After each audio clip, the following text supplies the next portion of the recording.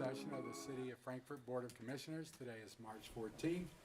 Welcome everyone in person and those watching at home. I'll ask the city clerk to call for the roll. Commissioner Waldridge, Present. Commissioner Thompson, Present. Commissioner May, Present. Commissioner Unger, Present. Mayor Wilkerson. And present. And we'll start with citizens' comments. City clerk, do you have any? No, we do not. All right, none? All right. Next is staff reports. Thank you, Mayor. We have a number of staff reports this evening, and Kathy Fields will be first up to discuss the process for the Board of Commissioners to conduct the evaluation of the city manager.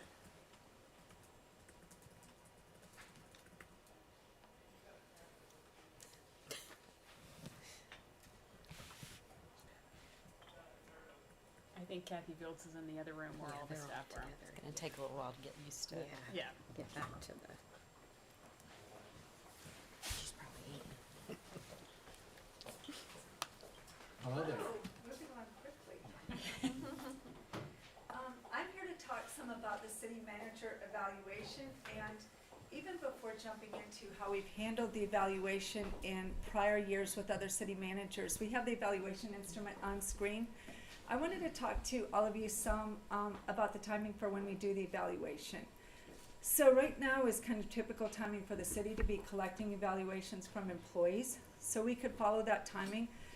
Or we could wait until Laura Haig hits 1 year of employment with the city. So that's kind of what I wanted to get some feedback from the board on. Laura's fine with whatever the board's desire is. There are a few, what I see as a few advantages if we maybe wait until the summer. That does put her at 1 year of service with the city. And there's also a House bill that is looking like it's gonna move through. And so that House bill would allow the board to meet with the city manager in closed session. That isn't approved yet, so it would mean that the meeting with her would be in open session. So having heard that, are there any questions that you have for me? Commissioner Wood? I guess I just wanted to add that, given, I know I've been here probably the longest of serving in the last 3 years, and we've switched city managers quite a bit. I think for us, and given the circumstances of the last city manager that was here, I think being able to see every 6 months or have some type of evaluation, I do like the idea of sitting down with her, definitely.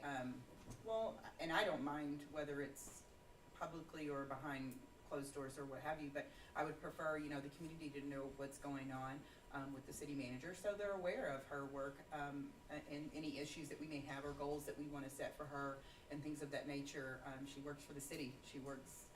So we need to know. And so for me, I would prefer 6 months given the circumstances of the previous years of city commission or city manager. And also for me, it helps secure her position and where she is, because when we released the last city manager, he had been in for a while and we had no evaluations of that city manager going back to actually back his support that he had for the community and his work he actually did for the community, where the commission actually agreed on his work before firing him with, quote, no cost. So for me, I think that helps. 6-month evaluations helps with putting things in the folder and allows us to hold to what they're doing, their work, and it also allows her to be able to add things every 6 months as well in her folder during that evaluation moving forward. So if that was to ever come again, there's something there that helps us, the commission, but also protects her as an employee of the commission and of the city. So I'm for 6 months given that. I certainly think that's a viable option. The board can really direct this process. There's nothing that is written in stone for how it has to occur. I just kind of want to guide the board for some points of consideration. Her contract mentions annual evaluations. I don't think that prohibits a 6-month evaluation, but I want the board to be aware that it mentions annual evaluations. And I do think I guess what I'd like to underscore is the House bill that is going through. I think it's an important bill. No other employees are evaluated in front of their colleagues or their peers. It's something that's done that I think for everyone except for the city manager, that I think reflects our cultural values, which we've just established, which talk about respect, talk about empathy, even collaboration. So in my mind, I'm hugely supportive of that bill, and I think it makes a lot of sense. It doesn't prevent the transparency to the community in that that evaluation would still be something that is, you know, disclosable, but it still gives the opportunity for discussion to happen, you know, in a closed session, which I think is healthy. Yeah. I don't know if any other board members have comment about timing. I was kind of thinking if we want to proceed with an evaluation now, we can kind of talk through the evaluation instrument and what that entails. Or if the board is thinking that they want to wait until the 1 year mark, then we maybe, you know, kind of push this down the road for about 3 months. I'm sort of trying to get some feedback from the board here. Wait, Commissioner Unger? I think I'd like to see where the bill ends up and shoot for the 1 year mark. I mean, that is what's on her contract, so, and I agree with what you said as well. And we're closer to the 1 year mark than we are the 6 month mark, right? We've already passed the 6 month mark. I can't I guess remember the we're exact kind of like in the start date. middle. I We're think we're close. about 9 months, or, yeah, it's sort of, yeah. I'd be inclined to wait till the 1 year since we're already 9 months in. And if we need to evaluate it after that, go 6 months, every 6 months after that. I'd be open to that. That's my thought. I mean, I can be voted out, that's fine. I think that it should be 6 months as to why I started this conversation with yourself as well as the city manager, well before her 6 month period of saying we needed to do a 6 month. So, with the, extension, with the emails and with us getting here, so now we are in the 9 months, but I will have to say verbally, I have spoken out that we needed to do actually Penny Peevler as well as, Laura Haig's, evaluations before the 6 month period. And so we are here because it has been drawn out until now. So I will say that I did bring this up, I've mentioned it, I think I've mentioned it maybe even in a commission meeting before. So we are here now saying that we're closer to the year span, but actually as a commissioner had brought that up before of saying we do need it 6 months, but obviously certain things do get drawn out, which is fine, and this is one of them. So I'd like the 6 months for us to have some type of an evaluation, and then for the year to be that closed session or what have you, because we spoke about, because I brought it up to you, and we spoke about this House bill before this. And I'm okay with having a, you know, meeting, sit down with her, you know, whether that's closed session, if the House bill passes or what have you. But it was brought up before, pushing her 6 months, when it was brought. It's just been elongated here till now.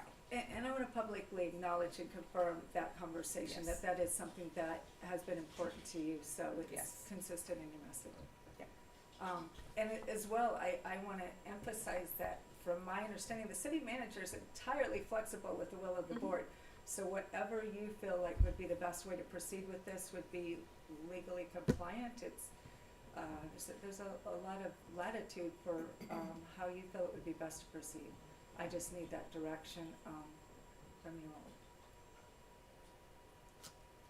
Commissioner May? The, you know, with the current contract saying on annual and being at the 9 month mark, I think it's, you know, my wish to go ahead and let that year go. It gives it an appropriate amount of time at the job to evaluate, and then moving forward, you know, certainly if there's a desire to do every 6 months or do something, I'm absolutely interested in continuing that conversation.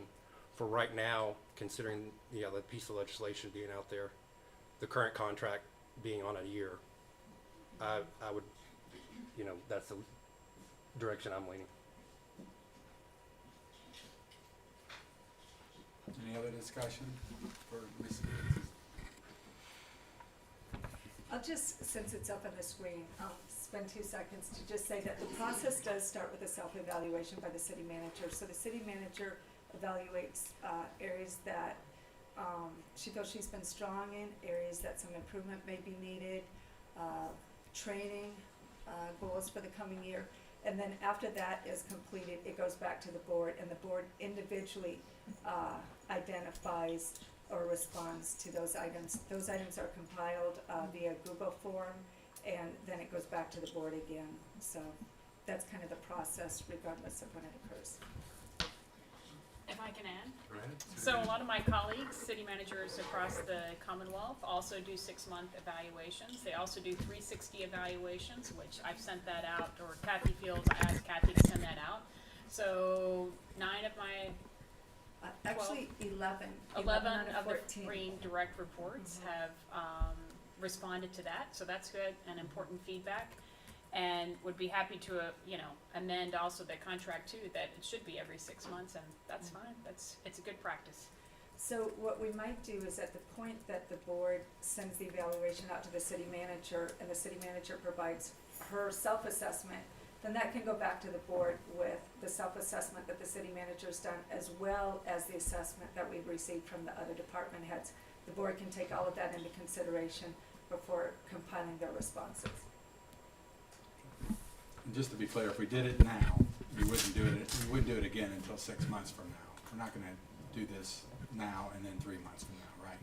That's what I'm hearing the direction from the Okay. board being, so. Okay. And we don't have to decide anything tonight, but we can think about that. But, thank you. Thank you. Thank you, Kathy. Next up for staff reports, we have Penny Peebler, our Strategic Initiatives Consultant, who's giving us an update from all the work she's completed this past year. I've appreciated Penny's work, and I know that she has helped move Frankfort forward, and I look forward to continuing to working with her.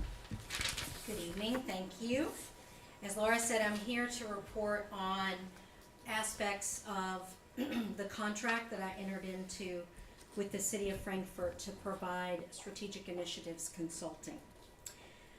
I was asked to be a liaison to the Commonwealth of Kentucky, key business and industry leaders, and other entities throughout the region to work on stakeholder groups and identify coordination of efforts in various initiatives, and specifically to look at community development, business recruitment, investigating the potential of a downtown grocery store, which we have been doing over the last year. I've had conversations with many of you about this. It is all based on the number of households.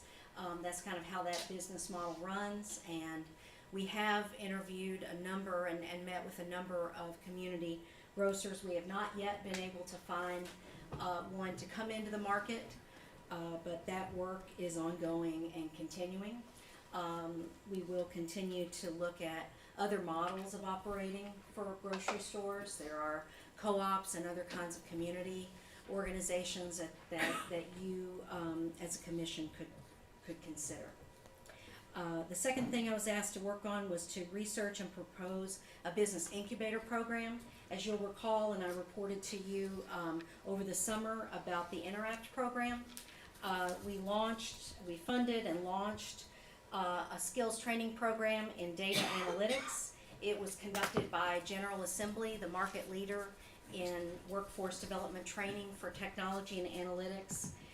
There were 150 applicants to the program. 80 passed the first screen. Ultimately, 11 workers were hired from the program. There was a cohort of 15 people that started the program. There was an attrition of 3, and 1 person that took a job who is still working remotely in Frankfort but outside of the program. The average wage of the graduates is $42,000 now with quarterly wages. They all were working in near to minimum wage environments before. The feedback was that it was a high quality program, that there was student intervention and communication, and the type of assistance. We have been working to fund additional cohorts of that program using private dollars, as well as we've applied for some Department of Labor grants and federal earmarks to continue that technology training program for work from home. We've also been engaged in trying to recruit a business incubator to Frankfort, and those conversations also are ongoing.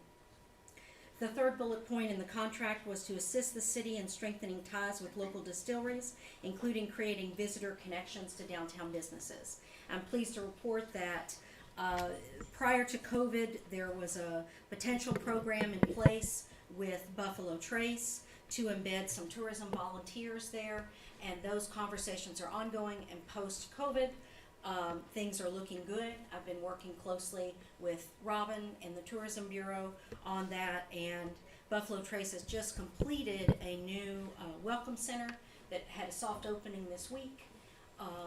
They are on target to welcome 400,000 visitors this year.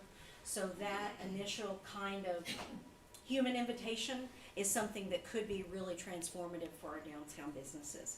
Layered in already with the kinds of promotions that happen there, the tourism outreach that the Great Tourism Board does, as well as special programs, commemorations, and events. Finally, I was asked to continue looking at hotel, restaurant, lodging, and transportation options. There have been a number of restaurant and lodging companies that have come to look at Frankfort in recent years. We also have engaged in ongoing conversations with Stonebridge Hospitality as they look to complete their contract with Kentucky State.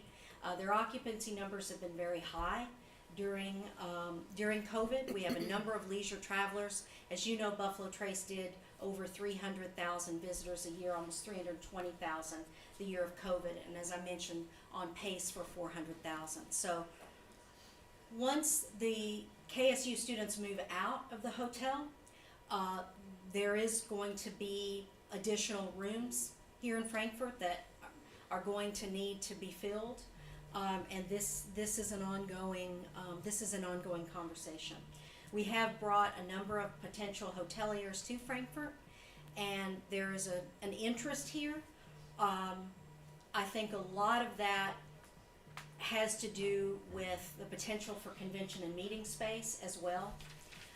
As you all are aware, in 2019, there was a study done by the Tourism Board that showed, a professionally conducted economic impact study that showed that Frankfort could support a 20 to 30,000 square foot meeting space.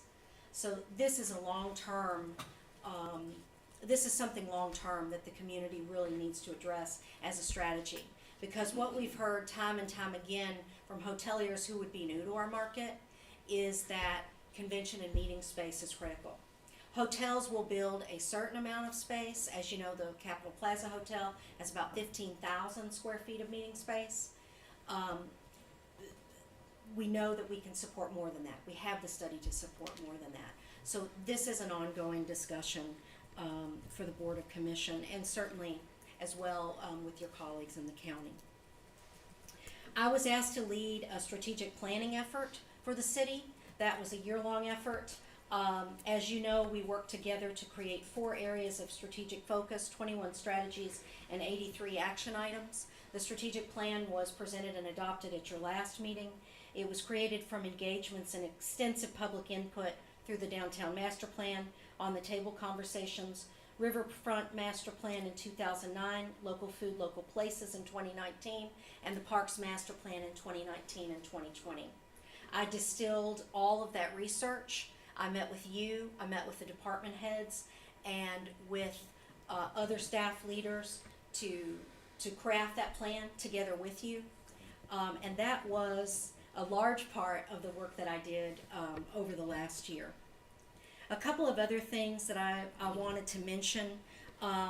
There have been many ongoing conversations related to activating the master plan that I've been involved in. There were aspects of the signage and looking at prioritizing the master plan itself and what are those elements of the plan which could be sequenced in a certain way and are the most fundable for us. As you know, the Downtown Master Plan needs a multi-pronged revenue strategy that's going to take place over many years. And so that work is ongoing. I was asked to look at new ways of doing business, to look at new economic development tools, and to work with our partners in the county and other external agencies to look at how we could increase the tax base here. To that end, and along the discussion of grocery, restaurant, lodging, transportation, we worked with the Paddocks of Frankfort to try to develop and move forward that plan out in the infill site that's near I-64. We also assisted with other economic development efforts throughout the year. Let's see. Parcels B and C development is on this contract list, including new housing opportunities. To that end, we brought 6 different multifamily housing developers to the community to meet with the owner of the parcels, and those conversations are ongoing to try to engage. You know, there's an urban infill developer who will go into a site like the parcels. That's a different type of hotel developer than what may go, let's say, out by the interstate on the Parsons development, where 303 units are planned. Continued cultivation of relationships at the state level with cabinet offices, other staff members, high-level staff members, looked at the riverfront development plan and aspects of that and how it can be activated. We've had a number of conversations with staff about particularly the boathouse project and other things that are down near the Riverview Park area. As you're aware, Riverview Park has ample parking. It also has the closest physical, I would say, commercial mooring connection. As you recall, that's the old Kentuckiana sand and gravel lot, so the pylons are still there from where the barges came in. So in your master plan, you have that as a location for a kind of a boathouse, gathering space for personal watercraft entry. And as you think about in the future the kinds of business that you want to attract, such as maybe some kind of riverboat, the moorings are there. And so working with those property owners in the area and thinking larger, you know, using that master plan and the parks master plan as a guide, how can we activate and improve that? I think that gives you somewhat of an overview. I was asked to provide a brief overview of the projects. The coming work is focused on activating the strategic plan that was recently adopted and continuing to work on those aspects of the master plan where I can contribute, such as the recruitment of multifamily housing and other kinds of commercial construction where I have, you know, background from having worked in those industries. So there'll be quarterly reports on the strategic plan and working with City Manager Haig and her staff on all of those. I'd be happy to entertain any questions. Thank you. Yes. Mr. Roberts? The boathouse, you had mentioned the boathouse, and I know I know the boathouse mentioned in all of that was before your time, and I know that those conversations are happening. And you sort of asked us, you know, you made the statement at the end, like, how can we activate and improve that? So I asked you, how do you plan on activating that and improving that so we can move forward rather than it still just being, it's possible for Right. a boathouse, it's possible for this. Well- It continues to be talked about. I guess I'm getting, how do you plan on Yeah. hopefully over the next 6 months of pushing that forward? Well, I don't know if it can be pushed forward in a 6-month timeline, but I do think that the conversations that we were able to start with the River Authority and with the Corps, utilizing the connections of the staff here and the department heads, I believe that the boathouse is one of the aspects of the downtown master plan which will need to be executed in a public-private partnership. I believe we need to look for a potential developer for that, someone who will invest with us as a partner, that we need to look at transient boat slips as well as seasonal boat slips and restaurant and partnering with organizations like Canoe Kentucky and others, because a big project like that, not unlike the convention center, is gonna come together with a team of people all rowing in the same direction. So if that is a priority for this, commission, then I think the first step is we need to go out and study those communities that have public-private partnerships for their boathouse. I worked on one in Illinois, in Decatur. It was not on the river, it was on the lake. It took 10 years for that to come to fruition. But it has come to fruition this year. And so I think that's an important one. I think we've got to deal with this convention and meeting space, and you and I have talked about that.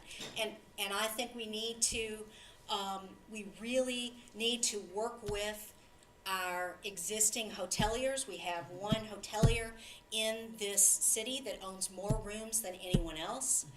That person controls 15,000 square feet of meeting space. The meeting space is in reasonably good shape. I think we have some work to do on the rooms there. And so when we look at our existing businesses and how they're interfacing with that hospitality, rooms, restaurants, that is an ongoing partnership. And that's a large part of the work that tourism does, but there is an element of that that is not about simply recruiting tourists. It is about looking at the demographics and psychographics of the visitors who are coming here. What are the amenities they are seeking? What is the per head spending that they on average spend? As everyone here knows, distillery visitors spend on average higher than general visitors. Some say that a per cap in a 2 to 3 day weekend could be $1,000 per family unit. So we need to be looking at that. Who are those people, psychographically and demographically, and what amenities do they need? What is the level of hotel room that they are looking for here? We're fortunate that we have 80 rooms, 80 boutique rooms, getting ready to come on target in this community in the next several years, but we already have nearly 200 rooms downtown. And so what is the state of those? Is Buffalo Trace referring to those? What is the transportation? How easy is it to get there? Those are all strategic problems for us to solve, because when we have 400,000 people at our door and upwards of, over the next 10 years, perhaps 1 million people, we got to be ready. And you and I have had lots of conversations about breadth of assortment. We have some wonderful locally owned restaurants. Not everyone wants to eat at a locally owned restaurant. Now, personally, that's great for me, but when you're in the hospitality business, you have to remember you're not always the demographic. There are folks who want to eat at a suburban restaurant company that is near the interstate so that they know that what they get is going to be consistent every time from city to city. They know that they can get something on that menu that everyone in the family is going to like. So there's room for recruiting downtown businesses and suburban restaurant companies and lodges. It's a different animal, not one or the other. Commissioner Waters? Thank you, Penny. So my follow-up would be, because the boathouse is huge for me, as we talked about that. Yes.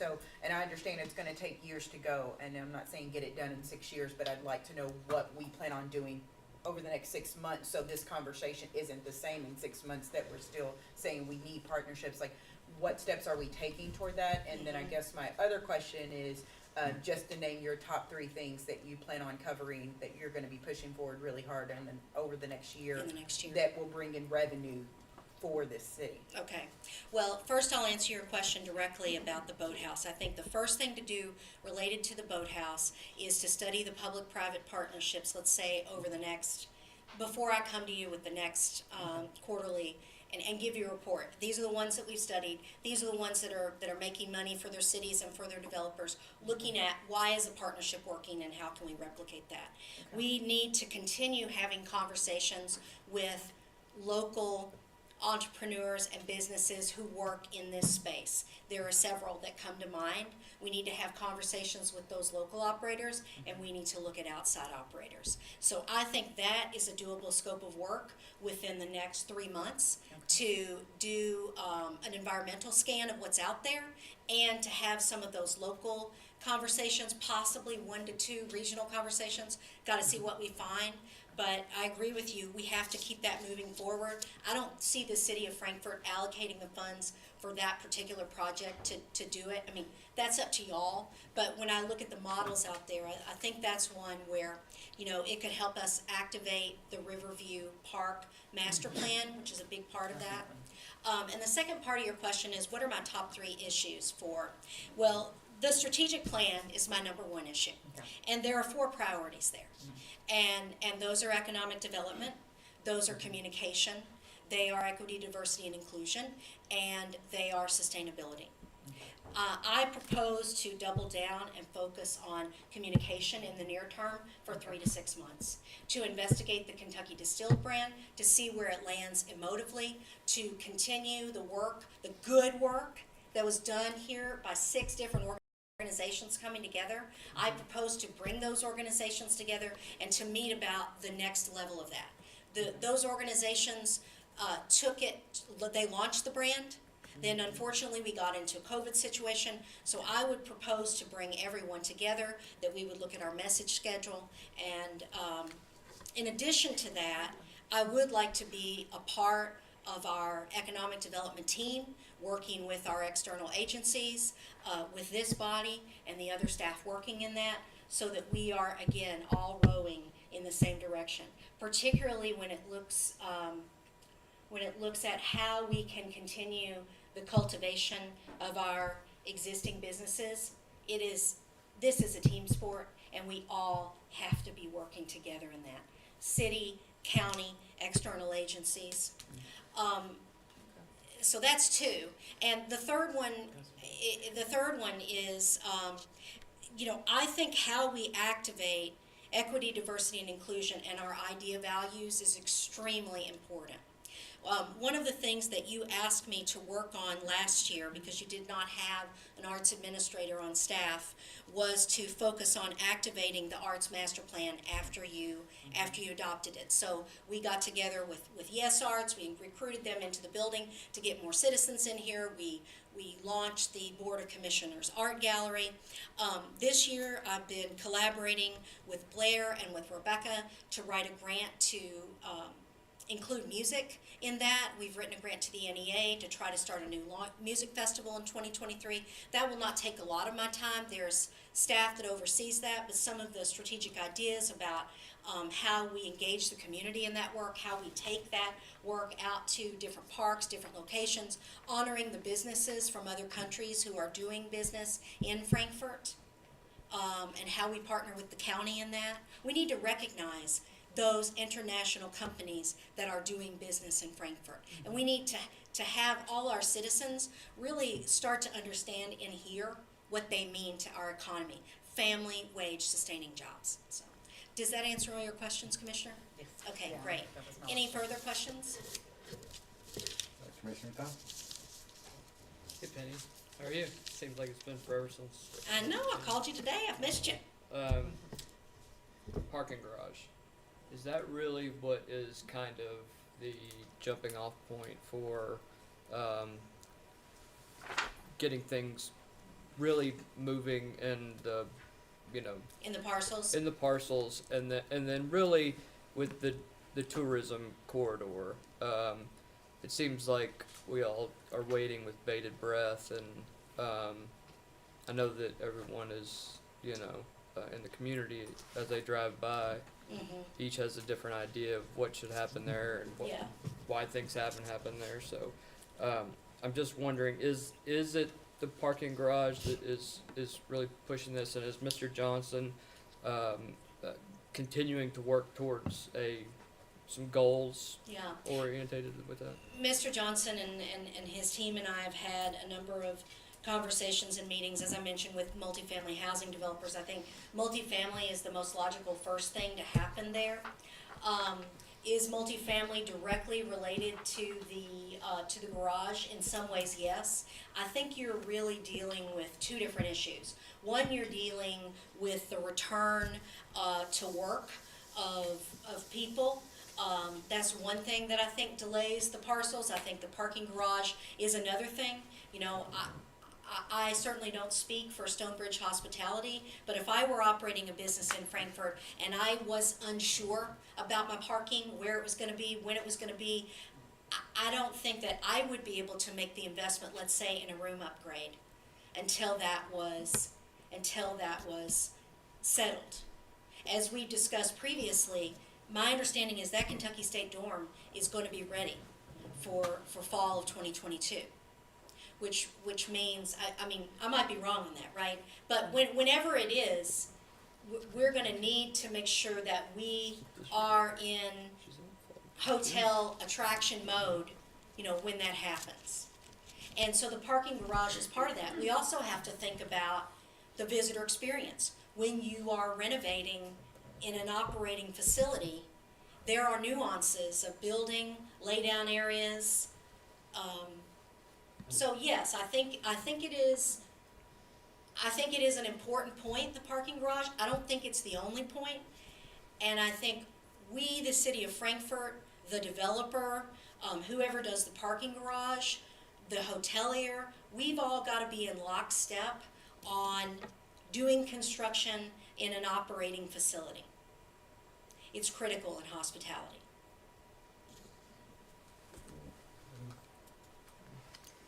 Anyone else? Commissioner May? I just want to say thank you very much. You have a remarkable ability to explain the multiple levels of economic development and all the pieces of that puzzle coming together in a way that is, for me to hear, very inspiring to hear what was able to begin in the first year of this relationship. So thank you very much for the time that you have invested in this community. You're welcome. And I know you had a lot to do with helping raise the last little bit, big push for the Franklin County Humane Society. I know you were instrumental in that, so thank you very much for that as well. Thank you, Commissioner. It is a pleasure to be, to continue to be engaged in my hometown. And obviously, yes, I did help organize the bourbon auction as a volunteer in my spare time. But this is my home, and it always has been. And I want to make it the best it can be. Has so much potential, and it is as yet undiscovered by the rest of the world. There's a small subset of people that really recognize that Frankfort is the center of the universe, but it is in many ways. And with the energy and the passion that your commission has, and the opportunity that we have to work together with the fiscal court and with our external agencies, I believe that if we can all get rowing in the same direction, we can have much more than the boathouse. So, thank you very much. Thanks, everyone. Commissioner Unger? Yes, I did just want to also thank you, but I was going to mention how instrumental you were in the Arts Master Plan, but then you ended up bringing it up when you were responding to Commissioner Waldridge. So that was really big for me once we passed the Arts Master Plan, getting Yes Arts next door and just exciting. seeing the whole ball roll with that. So thank Well, you so much. You're welcome. I believe in the power of the arts to drive community. I believe in engagement in the arts to drive student performance. I believe it's one of the ways we can engage people, hearts and minds, just like organized athletics. I'm a huge supporter of organized athletics. It's where we learn, it's where we try new things and grow. And I think for the city of Frankfort to take this moment to invite children and people who need a second chance into City Hall and go through a program that has transformed lives in Iceland and other countries, it says a lot about what the five of you value, and I thank you for that. Thank you. Thank you. Thank you. Thanks. Thank you, Penny. Next up, we have Alicia Boyd, our finance director. She's going to present about creating a finance committee. And Alicia brought this idea to me a while back, and I fully support it. The committee will serve as an extension of the Board of Commissioners. It can meet to periodically report back on the financial health of the city, as well as help make some other decisions. The finance director, they will not oversee the finance director. The finance director will be, of course, still responsible for the day-to-day financial management of the city. I think that this committee will also support, as we talk about the strategic plan, our priority is sustainability. Well, one of that is financial sustainability, human, financial, and environmental sustainability, and this is key. And I think it's a way that we can all become more knowledgeable and more commissioners become knowledgeable about financial issues, as well as looking at an investment strategy and a rainy day fund policy. So I'll turn it over to Alicia. Well, you actually said everything I would have probably already said, but to Sorry. add to that, actually following up with Penny's discussions, good because you heard all those things. So a finance committee would be a good way to get a couple of board members, if you were able to review the order, that policy states that there would be 2 board members that would be approved by the entire board to serve on the committee, along with the city manager or a designee, and then myself. So I feel like it would be a good way to get a couple of the board members to have extensive knowledge, as much as you can if we're meeting 4 times a year, on things like the TIF, the new TIF, the parcels B and C rollout. We're gonna have the garage build. We're gonna have bonds that go with the garage. We've got a new investment policy, as the city manager mentioned, that we want to try to adopt. We've also got, I've got a fund balance policy put together, rainy day minimum fund balance policy put together as well. So those are some of the things that, following up with Penny's discussion, it's good. We need all hands on deck, for lack of a better word. Plus, we've also got, occupational tax money that we missed out on with the state. You guys have been talking a lot about economic development. That's key too. We wanna be able to talk through these things, and I feel like a committee would be a good way to bring a lot of good minds together, to help with that. And then as a professional, which I consider myself one since I am a CPA, this would be kind of similar to what you might have heard.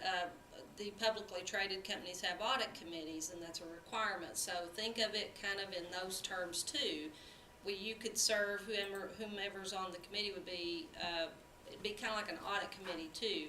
And that's actually required if you're publicly traded. Now, this isn't required, obviously, but multiple cities do have this type of committee. I reached out to KLC, and they gave me 3 cities for us to take a look at, and I went out. It's been a little bit of time since I've been out on their websites, but I hope you were able to do that as well. I gave you those 3 names.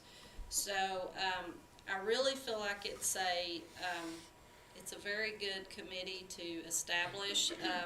I don't know that Frankfort's ever had a finance committee, so we would be blazing a trail, and I do believe it's a good trail to blaze. So, and I know, I assume we're gonna put it on the March 28th voting meeting, and I know you've been given information previously, and I haven't been able to answer some questions via email, so I'm happy to take any other questions, and if I can't answer those, if I feel like I don't have the answer for you tonight, I'll shoot those out in an email tomorrow to everyone if I can't answer the questions tonight. So I'm happy to entertain any questions. Commissioner Waldridge? Well, first and foremost, congratulations on your new grandbaby. Thank you. He's a doll baby. Thank you so much. So congratulations. But thank you for moving this forward. I know you and I spoke probably the week you were hired. Probably. In regards to this and how that Yeah. it would benefit. I know that it was brought up in a previous commission briefly, but I know when you were hired on, I think Keith Parker had spoke with you, and we all had talked, and so I'm really glad that you're able to move this on now that COVID's out of the way, so we can actually have meetings. Yeah. I don't have it in front of me, the paperwork. The breakdown was 2 commissioners, yourself, And the city The city manager manager or a designee or a of the city designated. managers. And I yes. think the only thing that I spoke of, and I don't know if I remember, I know I said it in my head, sometimes you forget to hit send because you think you replied and you don't. But I think my only thing is to maybe add a community member to that, someone that would be interested. I know I spoke to you about that when we did speak about it in your office, but if possible, someone that's interested in the community, just to have a community person on that committee would be great, if possible. We can definitely discuss that, and I did actually talk with city solicitor about it, and I don't exactly recall our discussion about that. Ms. Ross, do you? I don't remember, Alicia, except that I think the concern I had, it might have even been related to the fact that the committee at that juncture in our exploration of what the committee might look like would actually have more decision-making authority. I just wanted to make sure if we were going that route with someone outside of a city officer or employee that we thought that through. But honestly, I don't remember exactly what the issue was. There was one, I but do think it had something to do with that, maybe a voting part of it. But Yes, I guess I in think my that mind, was- I'm envisioning this being a committee who gets together, talks about things, And then decides brings to it to bring a us. recommendation to In the which full case, board. no Obviously, issues. you guys would be the ones approving things anyways. And I wasn't But- suggesting replace the city manager, I was replacing to add on. Right, Sure. Yes, I thought two I made a note committee of that. members in that, and to add on, okay. but Well, that would be. and obviously this order is just some thoughts, I mean, Yeah. thrown together, that, you know, the way that I thought might be a good way to start it out. Now, I know we're, in the order, it talks about meeting 4 times a year. And we picked those months because, occupational tax comes in, the month after each quarter ends, so it'd be the end of January, so if we met in February, we would have those updated numbers. So that was the point of that, so each of those months coincides with the month after things are due. And then the only other thing I would, want to say too, is that we're gonna have audit come due in December, so there would always be that, and we say in here, we can call special meetings as needed, and I could foresee having a December meeting just so that we could discuss what bring the auditor in and discuss anything that we might need to, with regards to the audit. So, just some things off the top of my head, so, That was great, thank you. you're welcome, thank you. Any questions, discussion for Ms. Boyd? It's a prudent thing to do, it's great. I'll volunteer if no one else wants to do it. Well, and hopefully, we'll get this, hopefully we'll get this obviously completed first, and then there will be two other orders brought to you, investment and, rainy day fund balance, and then I'm also gonna be bringing you, hopefully, quotes for the new CPA firm that will be doing our audit. Obviously, guidelines discuss not having an auditor for too long. Rotating auditors is a good thing, so, it's time to rotate auditors. So there'll be some other things, you'll get to hear me bring some other stuff to you soon, so. But thank you all so much, Thank I really you. appreciate it. Thank you. Thank you. And if I could just ask quickly, do we have direction to, Oh, to add sorry. a community member? Is that the will of the board? And to If you- bring I it, would like to see a community member, I mean, it's taxpayers' money, and I would like to see, but I'm only one vote, but I think there should be something. I would support that as well. I think, you know, there's too many things that people believe, especially with the trust of funds that we have, that they feel like there's not enough open doors with regard to that. And I think having a community member, perhaps some even setting requirements that the individual have Yeah. some certain level CPA of or either a accountant. CPA or an accountant or something of that nature that would allow us to move forward as opposed to having to educate Yeah. a member of that board.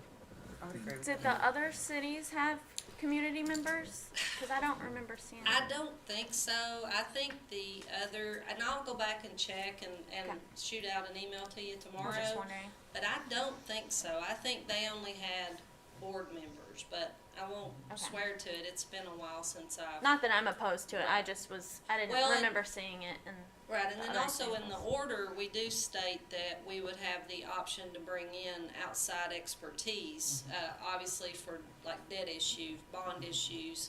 There's a whole process to just simply issuing a bond, you know, and maybe if we wanna bring in folks to talk about different types of investments, maybe invite KLC if we decide to go that route with, taking some general fund dollars and investing in their program. So there's things we can do there too, but I'm happy to do whatever the commission wants to do with that. Commissioner Thompson? Yeah. I will say, and this is to Solicitor Ross, I assume that we need to be very careful, whoever that individual is, because of issues related to code of ethics, you know, doing business with, you know, anybody with the city. Any conflicts? Any of interest? conflicts that Absolutely. may Oh, be yeah. there, and I think we wanna make sure that so by saying, bringing someone in that has a certain level of expertise also may create some issues as well, so we just need to be careful of, Yes. and make sure we watch that. I think you have direction to look into it. To look into it. Greg, Yeah. I will And I- do that, and I will make sure we're very careful, of course, about any ethics provisions that might apply. And I'd be inclined to, if March 28th is rolling up on us, I would be happy to go ahead and, I would support the committee right now and then Definitely. and figure out how to Yes. add that And if community you, member later. and if Yeah. you foresee other information as you're looking that best says no, then you can bring that back. 'Cause Absolutely. I'm in Right. support of the committee, but if you feel on Regardless. your behalf, Gotcha. yeah, that it may not be in the best interest, then please bring that back. And I we'll definitely will. I just like to have transparency, and it's not our money, it is that, so I would love an opportunity for community. But if you feel legally, then I will go with you and I'll support that. I'll add something in. If for some reason I see an issue, I'll update you guys accordingly. Thank you. Thank you. Thank you. All right, thank you all so much. Bye. Thank you. Have a nice evening, thank you. Thank you. Thank you again, Alicia. We have Blair Hecker here, who's gonna talk about I think a great idea, using some funds from our Shop Local card for a future event. And I also wonder, Blair, if you might wanna make an announcement about Elite Eight tournament for Exciting strong towns. status. Yay. Yes, absolutely. Sure. We got a tournament going on, and it's not basketball. That's exactly right. Yes. So thank you all so much for letting me give this update. I'm really quick just going to recap our YIFTY Shop Local Frankfort program, give you guys some status updates, and then give you a proposal for something we would like to do next month with this program. So actually, in looking back at my notes, our Shop Local program has been active for a full year now. We launched it last March, and in that time, $113,785 total has been spent in our local economy, which I think is a huge benefit to our local economy, to our community, to our businesses, and exactly what we were hoping to establish when we created this program. We have 45 local businesses who are registered right now through the program to accept those funds. They range from restaurants to car services to spa, health services. So we really cover a full range of our local businesses here. If you remember, we launched our free giveaway program last spring. We allocated $100,000 for 4,000 free $25 gift cards. We redeemed about 75% of those in that time period, that 3-month giveaway time period. In September, we brought a proposal back for the commission to allocate the remaining about $27,000 back into that program for a matching gift card promotion. And so we did that successfully. That launched October 1st, and it is wrapping up. We had a 6-month period for that, so that deadline is coming up April 1st. That BOGO promotion has been going on. And as of today, 176 of those matching $25 gift cards have been awarded. So for a total of about $4,400. And because we set that up as a matching gift card, we required that the purchaser make at least a $25 purchase to be awarded that free gift card.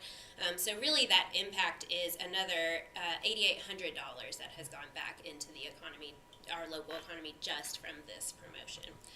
So overall, I think we have demonstrated that, this program has been successful, that the city's allocation of funds has been used widely, and it's done all the things that we wanted it to do. So, looking ahead, based on the numbers that we have used for that BOGO promotion, I am anticipating that April 1st, we will have a balance of about $20,000 to $23,000 left. From that initial $100,000 investment that we made for the free gift card giveaway, and then the $27,000 that we reallocated back into the BOGO.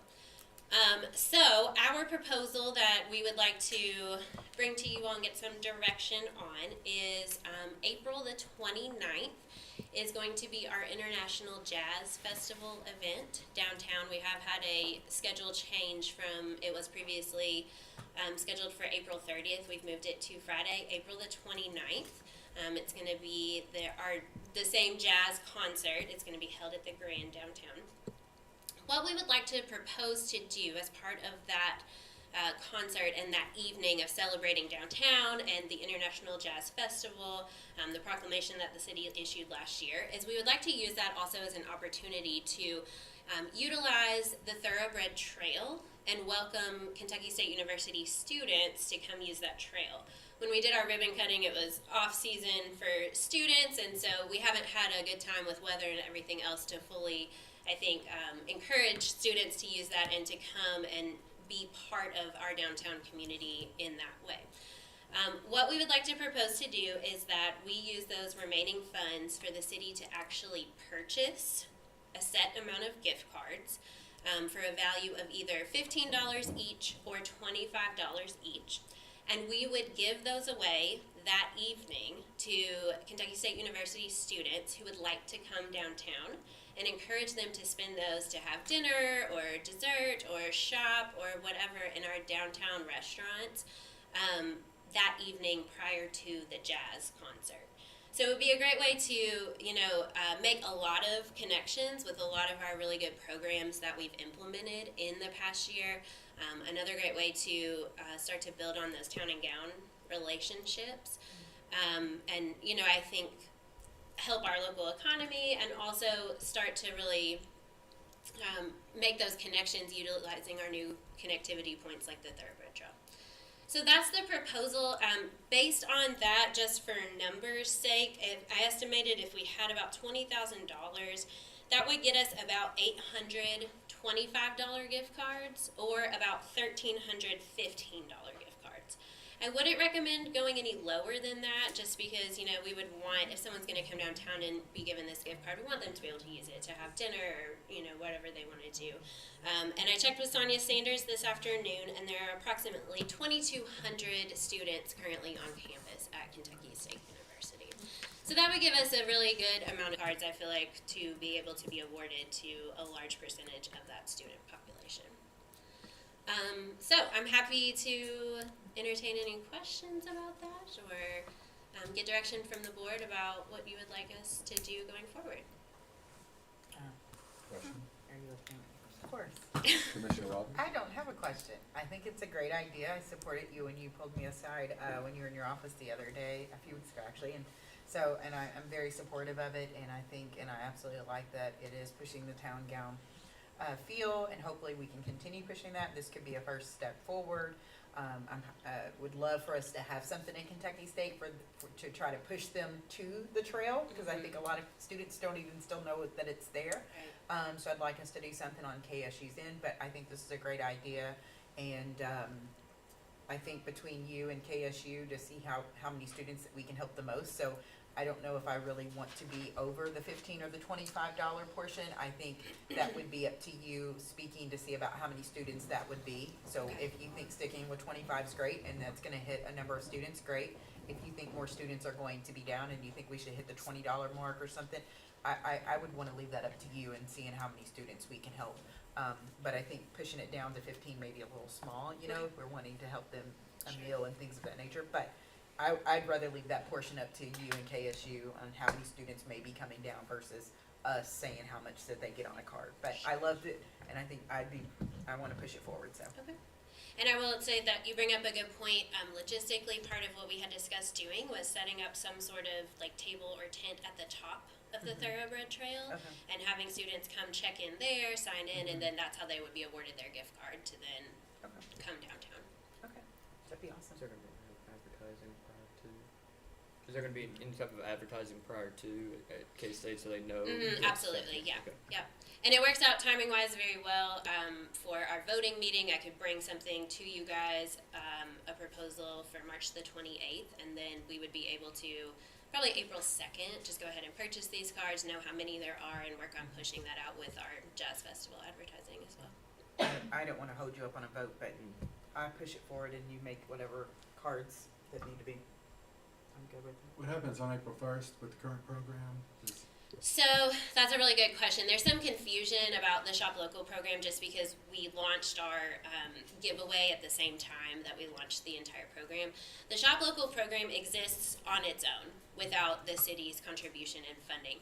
So on April 1st, any of those buy one, get one cards, any of the free matching cards that the city provided, those will expire. So we need to make a big push. We've been talking to the merchants, those need to be spent. People who purchase their own gift cards to get that matching gift card, they have the still standard 1-year expiration. So their cards that they purchased with their money will still be good. And then the program will still be open. So, at any time the commission can choose to come back and allocate more funds towards a giveaway or a matching program. Businesses can do that. And the general public can just continue to purchase them for gifts or for their own personal use. And the money wouldn't come back to us on April 1st, right? So what this proposal would be is that we would just turn that money around and actually purchase those gift cards. We With already committed it. Yes, because it is already committed. So that is the good thing about this, is that it's not anything additional from the budget. It's money that has already been allocated out, not an additional ask. And there is still the possibility these gift cards that we purchase will have the 1-year expiration date, so students will be able to use them. We'll make a push that evening, but they're going to be available to use them through the next year or two, which I think is a good benefit. And we could still end up with funds returned to us after that year. Commissioner Knox? Do you, I'm sorry, I can't remember. How much did we apply to the program? Originally, a year ago, we allocated a total of $100,000, and that we are still spending down on that $100,000. Okay, so whatever we would have brought back in, it's already been Yes. Yep. dedicated to that anyway, so it's not an additional ask. Correct. Okay. Yep. Okay. Feel a lot better about that too. Okay. I think it's a great idea. Awesome. Thank you. Thank you all for your support. So I hear there's a general will to support the Yes. program, and Yes. we'll bring that forward at the voting session. Yes. Great. Next up, I'd love to have Laura Ross, our city attorney, do an update on the Franklin County Clerk's use of the former Frankfort Plant Board offices, now occupied ESART offices. Yes, this is just very brief. As you all know, during the pandemic, the county clerk did use the plant board building for election-related activities. They have expressed their desire to continue doing so. We've been working on a lease. It will basically, they will only occupy the premises during May and the October to November period, during which the election activities are going on. So everybody is in good shape, on the same page. Yes Arts is aware of some of the restrictions that will be involved with the building during those brief times that they're needed for election activities. I just wanted to give you all a heads up because this is actually going to the county first on their March 18th agenda before it will get to you all on the 28th.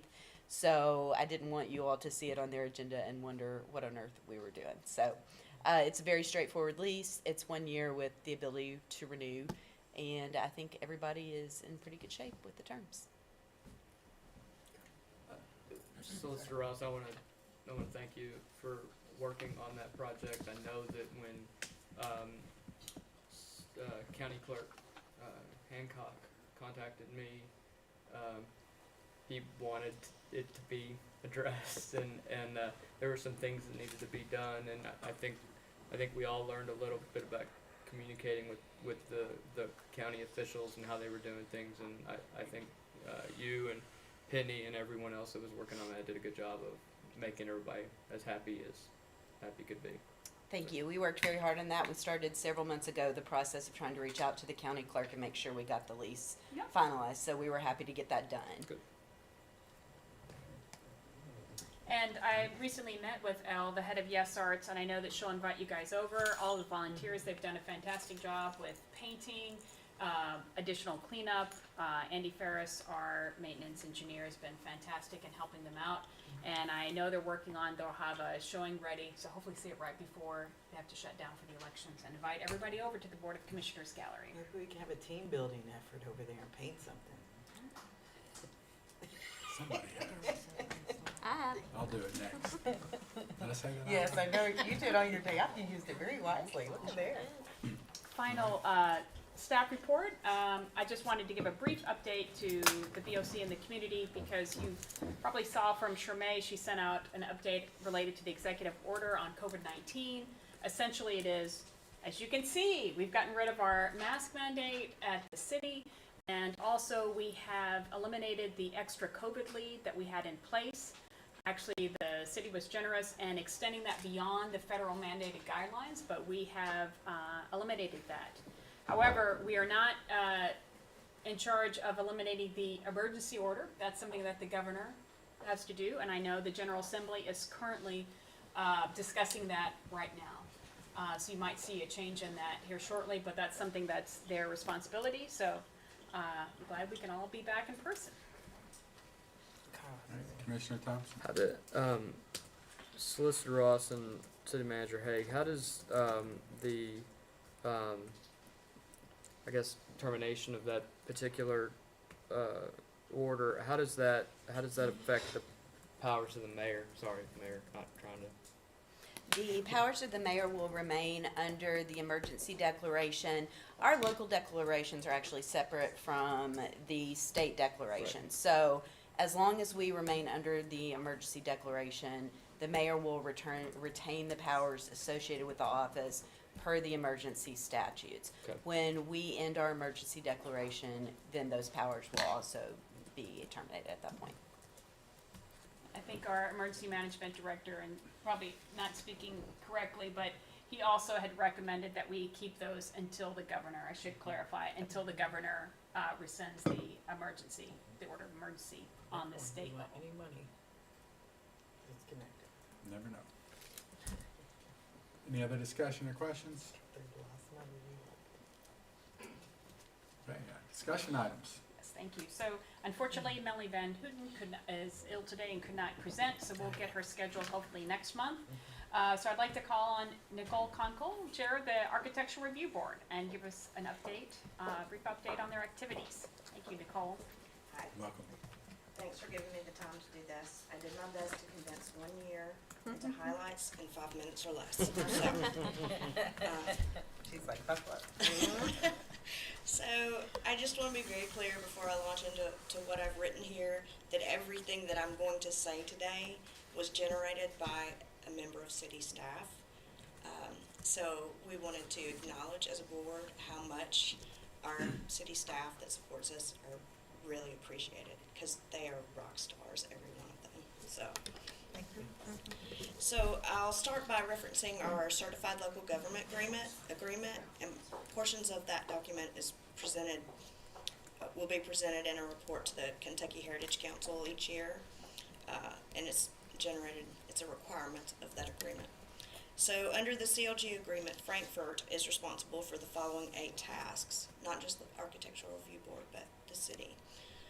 So it's to conduct or cause to be conducted a continuing survey of cultural resources in the community, to recommend for designation local landmarks and historic districts to the local governing body, to carry out the review and nomination of properties to the National Register of Historic Places, to establish and use written guidelines for the conservation of local landmarks and historic districts, to advise other officials and departments of local government regarding the protection of local cultural resources, to act as a liaison to individuals and organizations in historic preservation matters, to work toward continuing education of citizens in historic preservation matters, and to follow program guidelines and specifications that are outlined in a certified local government manual.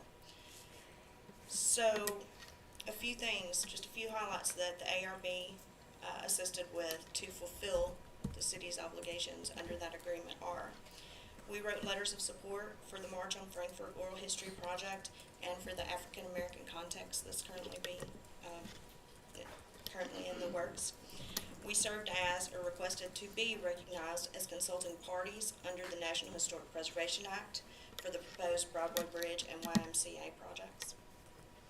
We participated in many meetings with other city, county, state, and nonprofit partners to discuss concerns and interests and develop plans to promote public awareness of preservation and economic development matters.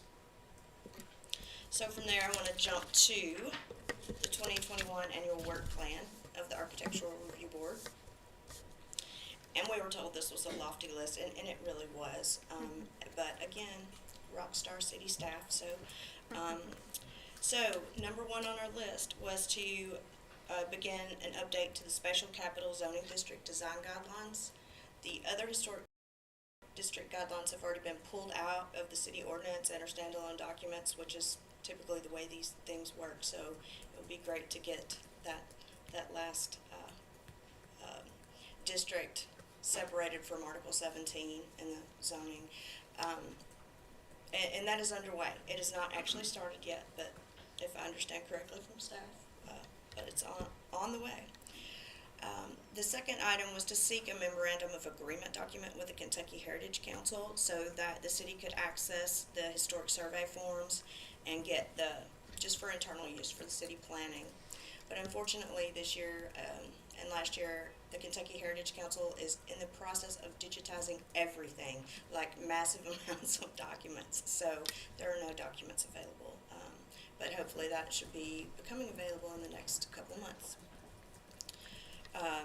Third item on the work plan was to conduct meeting procedures and Robert's Rules trainings for ARB members and invite other members of the public and boards to join us. We completed that in January, I believe it was, of this year.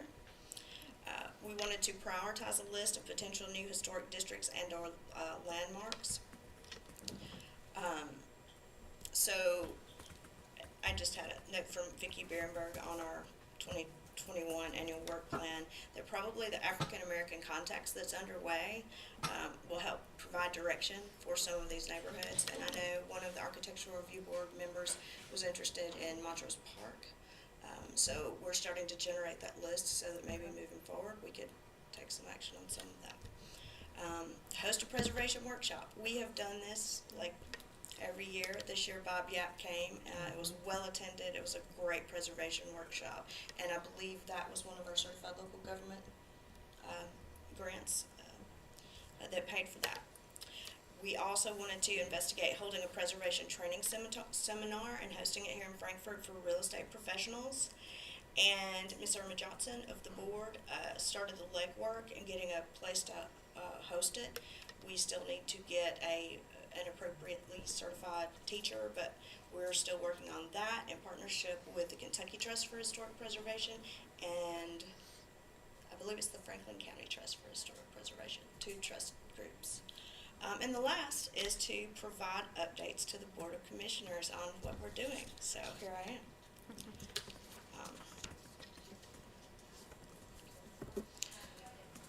Right. Other than that work plan, I want to leave you with a quote from the city staff that went into that certified local government annual report. It's from the federal fiscal year, October 2020 through September 2021. But before I do that, I'd again like to say, because we can't say it enough, how awesome Vicki Berenberg, Jordan Miller, all the staff that we see that helps us every day, and all the ones that we don't see, they're really awesome. And I'd like to introduce you to Jen Oberlin. She is the 2022 chair of the Architectural Review Board. Hello. All right, so here's the quote. And these stats are, I've been on the board a little over 3 years, and these stats are pretty similar throughout the time I've served on the board. So from October 21st, 2020 to September 30th, 2021, staff approvals. Certificate of no exterior effect, there were 111. For a certificate of appropriateness that went through ARB review, there were 35 total reviews. Of those, 34 were approved. 0 were denied. The one that wasn't approved immediately was a tie vote, and those people modified their application and were approved the next month. So, we had no appeals and no demolitions. So we also review conditional use permit applications in the 3 historic zones, and we approved all 5 applications this year. Do you guys have any questions? Commissioner. I just want to say thank you. Thank you to the ARB. Thank you to staff. I watched Vicki's year-end review at the last meeting, and that was amazing to see. If you guys have not watched it, please do. You'll learn so much about what the ARB does. I also appreciate you bringing those numbers out, because there is a false narrative about the ARB that things do not get approved. Right. Well, apparently you haven't been paying attention. So thank you for that, because I was going to mention, some of the percentages that Vicki had brought up in her year-end review. So thank you. That was great. Thanks for giving us the time. Commissioner Thompson. I know that under your 2021 plan, 2020-22 plan. Number one was the design guidelines for the historic district. Can you elaborate a little bit about what the goals are with regard to addressing those design guidelines? I'm not exactly sure what you mean. I believe, the typical process for doing that would be for city staff to put out an RFP to find a qualified professional consultant to conduct,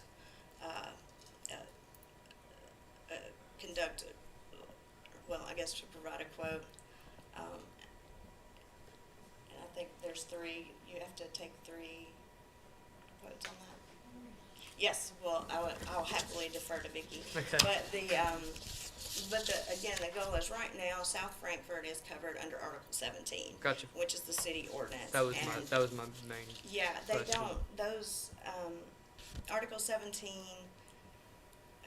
some of the language in that doesn't quite meet the Secretary of Interior standards for design. So basically, it is something where we would hopefully cause a consultant to conduct that work and then bring it back to us to review and comment on. Okay, great. Thank you. That answered exactly. Thank you. Do you want to add something, Vicki? I didn't hear everything that you said, Nicole, back there, but I will just say that with regard to the design guidelines, they originated in Article 17, and it's a really bad practice professionally to codify design guidelines, because then they are no longer guidelines, right?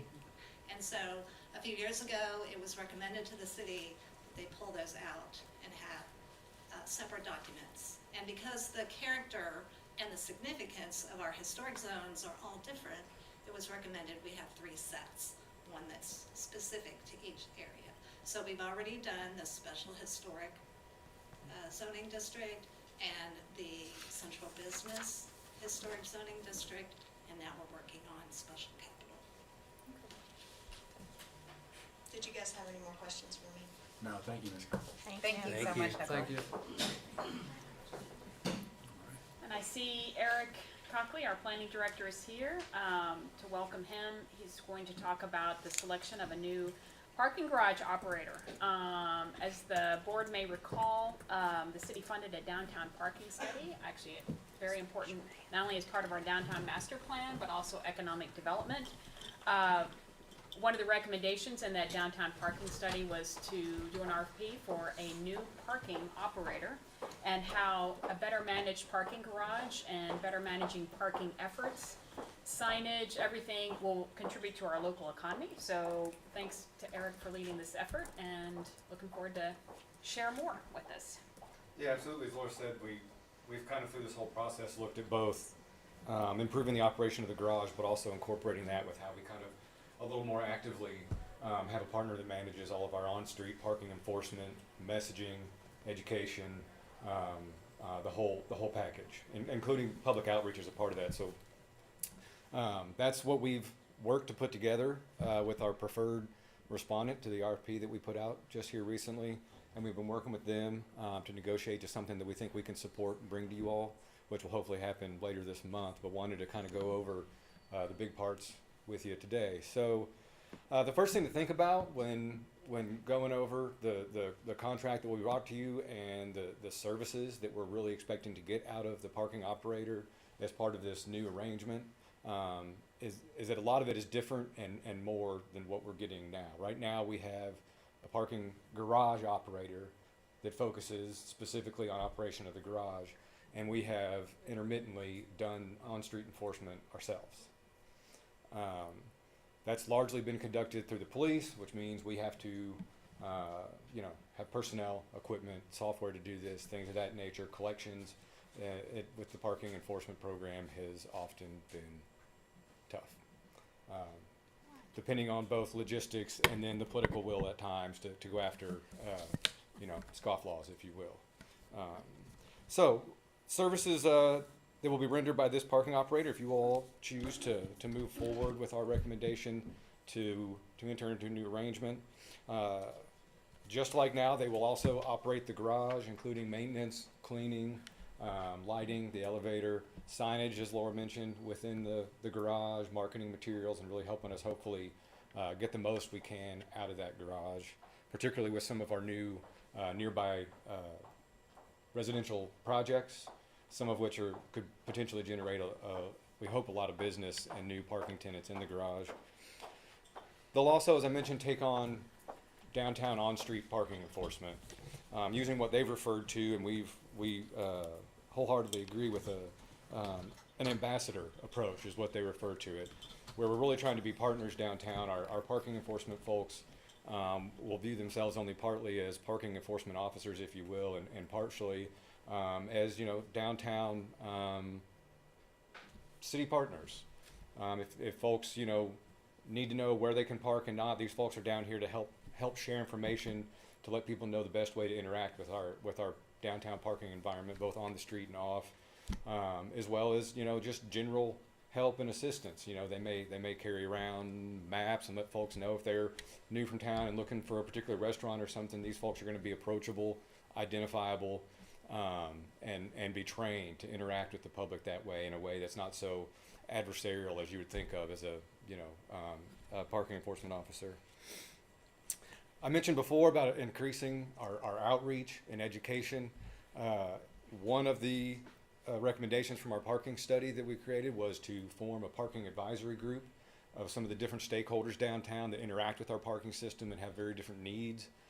We're gonna be initiating that with our new partner, and the main parking manager that will be assigned to our operations market will be actively participating in that group, so that as we change the way we're going to handle parking, as we try to motivate people to use parking in the most efficient way we can, that we try to get some community buy-in, find out what concerns the different users have, whether they're residential users, business owners, government entities involved. We've got a lot of different folks that use it in different ways, so that group will help us do that. Once again, back to outreach and education, we will be working with this operator to have improved parking program resources, to start a parking specific webpage, probably as part of our city webpage, that will have information about payment for tickets or for you know, monthly rentals for the garage, anything of that nature, maps about where all the parking zones. That's one thing that I think in the past we haven't done a terribly good job of, is having information out there so that people from out of town can go to one place, see a map, and know, okay, where can I park, how long can I park, so I know not to get a ticket. And so that's all stuff that we want to improve as part of this. Work with the parking advisory group to get a program moving forward that we hopefully have some buy-in with, and then get that information out to the public much better than we have in the past, and try to work with folks to make this work better, not just to go out and start writing tickets. And you know, that's not the purpose here. One of the other benefits that I wanted to mention that we'll get out of this is increased and more efficient that we have now data, both about the parking garage, which we do get reports on now from our operator, but I think we can do better in that regard, and also our downtown parking enforcement. You know, the technology that these operators will be able to use that we don't have access to will help us have a really much improved, almost live view of how our parking sitch is working. What are our vacancy rates? How many people are over parking? How often? Where? All things that they have an ability to keep that data so that we can know. And I think it's going to be really important. I think I've said this before when we talked about the parking study, that part of the goals for doing this are only partially about now improving parking use, because right now we, by and large, don't have a parking volume problem, but we have so many projects happening and hopefully continue to happen that the goal is to prepare ourselves to best deal with a future parking problem generated from all of our downtown investment and tourism and things of that nature. So that's where this all kind of comes from. As I mentioned, we'll have one full-time parking manager. One of the things we liked about this particular response is that the company already has a full-time employee on staff that we got to meet through Zoom call interview, that we've interacted with, that we know is going to be the guy that's going to be here 5 days a week, full-time, devoted to managing our market. And I think that's a strength for us moving forward. They'll also have one part-time, which will then transition once we kind of get the program ramping up to two part-time staff members, all serving our market, managing our garage, and interacting with the public out on the downtown streets. Just wanted to tie this back. You all recently, of course, passed your strategic plan, and I think part of what we're doing here does tie back to that economic development portion of the strategic plan, in that what we're trying to do, as you all have talked a lot about, is set up an environment that enables continued investment and growth, and for everybody to use that downtown environment as much as possible in an easy fashion. So tied to that. Now, the numbers, what everyone's waiting on finding out. So before we jump down to what the proposed overall budget of the parking operator is going to be, I kind of wanted to give you all some information so we have a good way to relate that to what our options to not going into a relationship with a parking operator to do this are. So currently, using the 2019 cost for operating our garage was approximately $125,000. I worked with Lynn Aubrey with the police department to put together some estimates of if rather than having an operator do our parking enforcement for downtown, if we engaged the police and their personnel and equipment to do it, what does that look like if we staff that in a similar way to actually be effective at it? And that's that other $44,000 number. So as we look at the proposed operator budget, I think it's important to note that we're not starting at zero. If we go another route, we're actually starting at more like $170,000. And as I mentioned in the first slide, we're probably not getting a lot of services that we're getting out of this situation. We're not getting the ability to have them help market the way we want to message the entire system together as one branded system. We're not necessarily going to have the same ability to train our part-time enforcement officers to have that ambassadorial approach that they harness and have an entire training system to encourage. Things of that nature. So initial difference you're going to look at, the proposed operator's budget is right at $218,000. We've negotiated extensively with them to get to that number. And that difference then initially would be from the alternative of doing it ourselves, approximately $49,000. Is that doing it ourselves based on that current $125,000 number? Is that where that comes from? Yeah, that's specifically the operation of the garage, and that number I based on the cost from 2019, and those numbers do vary year to year with that operator. Obviously, during pandemic, costs have changed quite a bit. Yeah. So is the revenue generated by the garage quite a bit. In 2019, if memory serves me correctly, the garage actually did have revenue that covered cost of operation. That has, of course, not been the case during pandemic when demand for those things has gone way down. So I don't know that the garage has always consistently supported itself, but there have definitely been times when it's demonstrated that it's possible. And so that's obviously going to be our goal, is to market it, get it used heavily, hopefully consistently pay for itself. The likelihood that between that and the revenue we generate from the tickets we do issue, paying for the entire operator, unlikely. And of course, we don't want the parking ambassadors out there writing tickets with the motivation to generate revenue. That's not the point.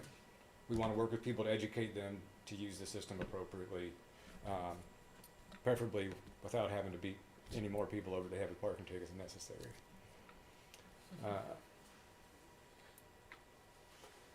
So as I mentioned, 2019 actually generated more revenue than the garage cost to operate. That's fantastic. We would love to have it be that way every year.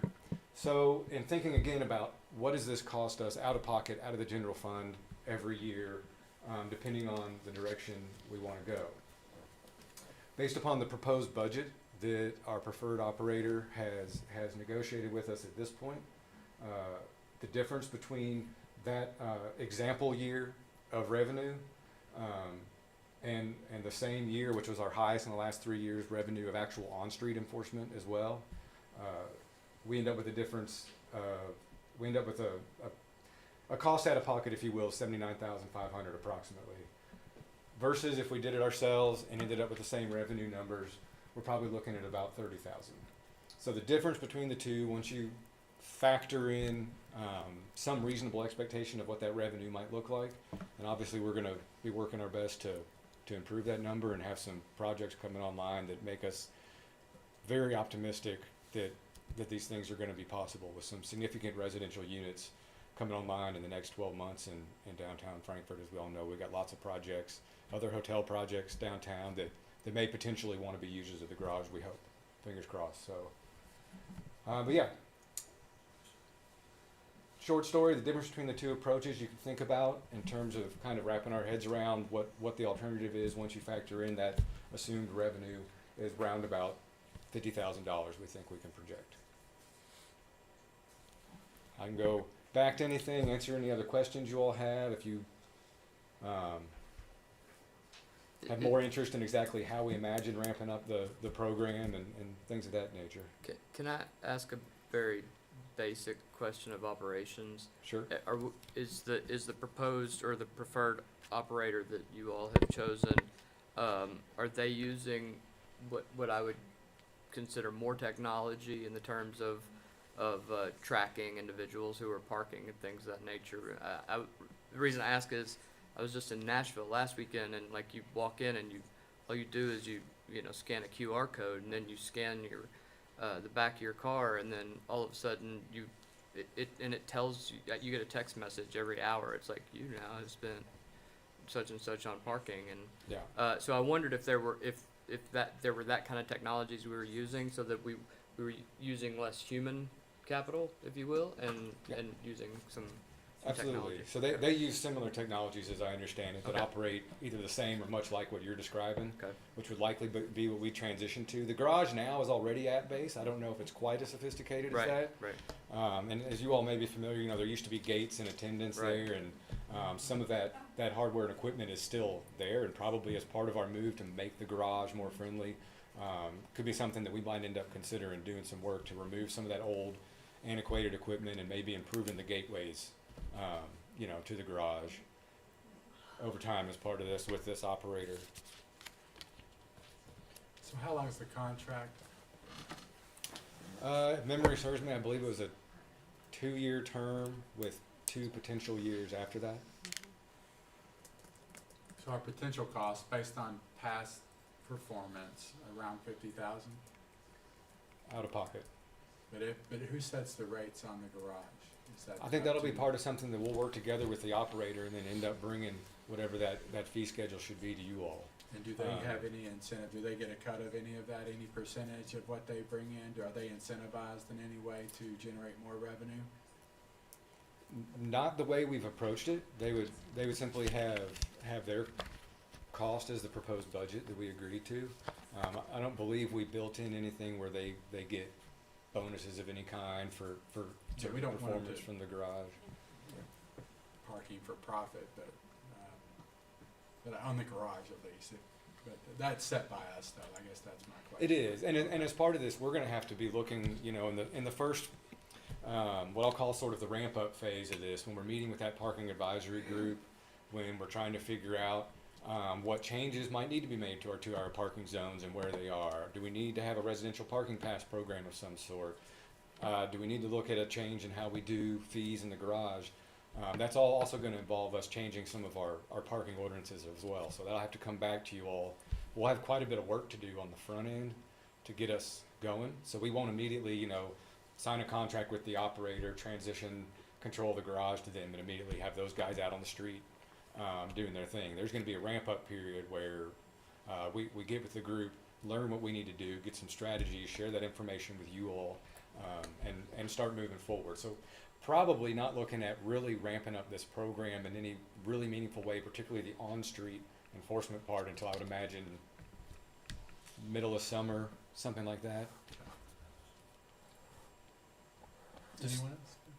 So when we're talking about downtown, are you only talking about specifically the business district side, or I'm assuming as well going on over into residential up towards Second and controlling that as well, or are we focusing just mainly on Broadway, Main, the Sullivan Square area? Mainly Garage. the central, kind of what I would consider the central business district and special historic district downtown, Okay. where we now have our 2-hour parking zones, is where we'll target it. They're now, once Second Street gets done, if there are issues, you know, we can negotiate adding that area, or if we, you know, fingers crossed, have some commercial development that occurs in some of the empty lots and that kind of thing. That's something we can negotiate with them. But right now, it's that main downtown area, Same. the central business district, and then the residential areas around that, including parcel B. Okay. Yeah. And would we expect any changes in cost to operate as the occupancy rate of the garage increases? You know, with the, or does that? No, I don't. I wouldn't expect any changes simply based upon better occupancy, unless we had, I suppose it's possible that, you know, when we potentially renegotiate here in a few years, if, let's say, we've ramped up and have heavy usage of the garage, and simply maintenance has gotten more expensive, Right. which I don't think there's any significant way I would expect that to happen simply based upon it being used heavily. But I suppose it's possible. But at least within the first contract, you know, nothing should change based upon the usage, other than we'll have revenue to help offset our costs. Awesome. Thank you. Very good. Good. Thank you, Eric. Thanks, guys. Thank you. Thank you, Eric. Thanks, Eric. Thank you, board. We'll bring this forward for your consideration at the voting session at the end of March. And Vicki is already here. I want to welcome Vicki Berenberg, presenting some of the positive economic impacts that historic preservation tax credits have had on Frankfort, as well as getting us a good update. There's some good legislation coming out of the General Assembly to further expand state tax credits for historic preservation. Thank you, and good evening, Mayor and Commissioners. My presentation tonight is primarily just to inform and build awareness. I'm not here to ask you for anything specifically, but I wanted to talk to you about the impact of historic preservation planning and how that has created incentives. It's provided to hundreds of property owners in Frankfort. The federal and state rehabilitation tax credit programs have kind of quietly been having a significant impact on the revitalization of our historic core. And this is thanks to work that has been previously carried out to designate several districts on the National Register of Historic Places. So I'll show you a map, which would be better if it was blown up. But hopefully you can tell, we've got 3 local historic zoning districts, and those are represented by the 3 different colors there. But there's a larger area that's outlined in gray, and that is the kind of cumulative area that is designated on the National Register of Historic Places through 6 different National Register districts. And in order to participate in the tax credit programs, you do have to be listed individually on the National Register or a contributing structure to a district. So here's a list of our districts and the year that they were designated. 2 of those districts have since been expanded to include additional properties. Now there are 2 different tax credits, and sometimes they are used together. The federal incentive has been in place in some form since the mid-1970s. It's a 20% credit on qualified rehab expenses, and it's only open to income-producing properties. The state credit has been in place since 2005. It's a 30% credit for owner-occupied properties and a 20% credit for all others. And since its inception, and until recently, the state program has been capped at $5 million annually, meaning the applicants have only received a portion of this credit which they were entitled, right? Because they've got so many people applying for it, there's only $5 million. So instead of getting your 30% or your 20% credit, you end up getting your, 15 or 10%. But despite this, it has still been used extensively in Frankfort's downtown and with a significant visual impact. And as I said, these credits are often used together, and sometimes they are used in conjunction with other tax credits as well. In order to use them, applicants have to follow federal historic preservation guidelines. So that means that the property owners who have applied for the credits have voluntarily agreed to follow a higher standard for rehab than generally exists in our local historic zoning districts. And Frankfort benefits from the increased aesthetic value and quality of these projects. I have gathered data from the National Trust for Historic Preservation, who's been tracking projects around the country since 2001. Frankfort has completed 36 federal tax credit projects since that time with qualified expenditures of over $9 million. I also obtained data from the Tourism, Arts, and Heritage Cabinet of Frankfort, or at the state government, to see about the use of the state credit. And since 2005, we have had 95 projects of all types, commercial, residential, mixed-use, housing, even nonprofit, and 31 of these projects have combined the state credit with the federal credit. So that means in the last 15 to 20 years, Frankfort has seen 100 tax credit projects. And again, this is the use here is more intensive than many other communities in the state on a per capita basis. Maybe only Covington is ahead of us. And these projects cumulatively total over $21 million in eligible expenses. And of course, total investment is higher because not all of these projects, not every expense is eligible for the credit. And several recent large projects that we have ongoing right now have applied for the credits, but they're not yet included in these totals. These credits have been used even during periods of slow economic growth, helping to close financing gap and lowering the risk for future investors.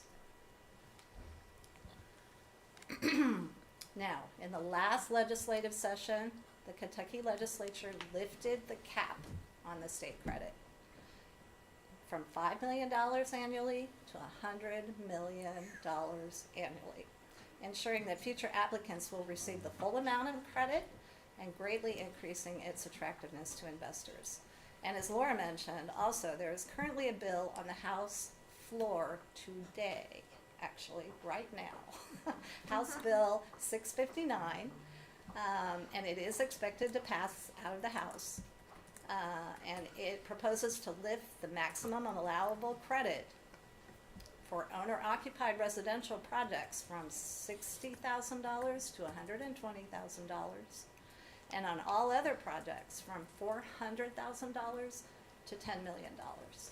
So we hope that it moves on through the Senate and gets the governor's signature, because that's a big deal.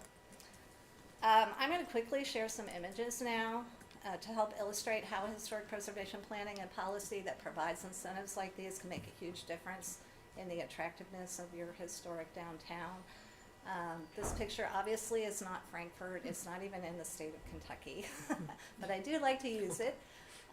You'll notice the marquee.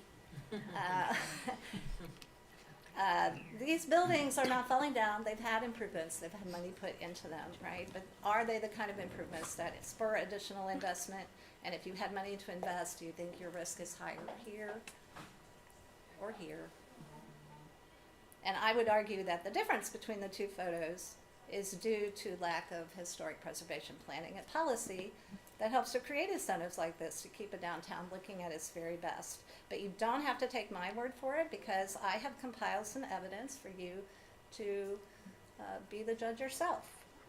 I've got some photos I've put together from the 1979 National Register nomination for the downtown commercial historic district in Frankfort, and I've curated these to kind of focus on local tax credit projects.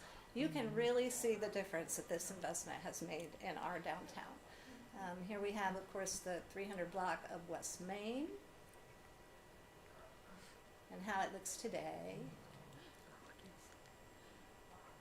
200 block of West Main. This is the Hampton William House. It's one of Frankfort's most historic houses, built circa 1845. It has had a tax credit project. This, of course, is Broadway. You may not remember it looking like that. This is at 229 West Main Street, which was one of our very early federal tax credit projects. This little building here at 100 East Broadway has undergone a rehabilitation with a tax credit.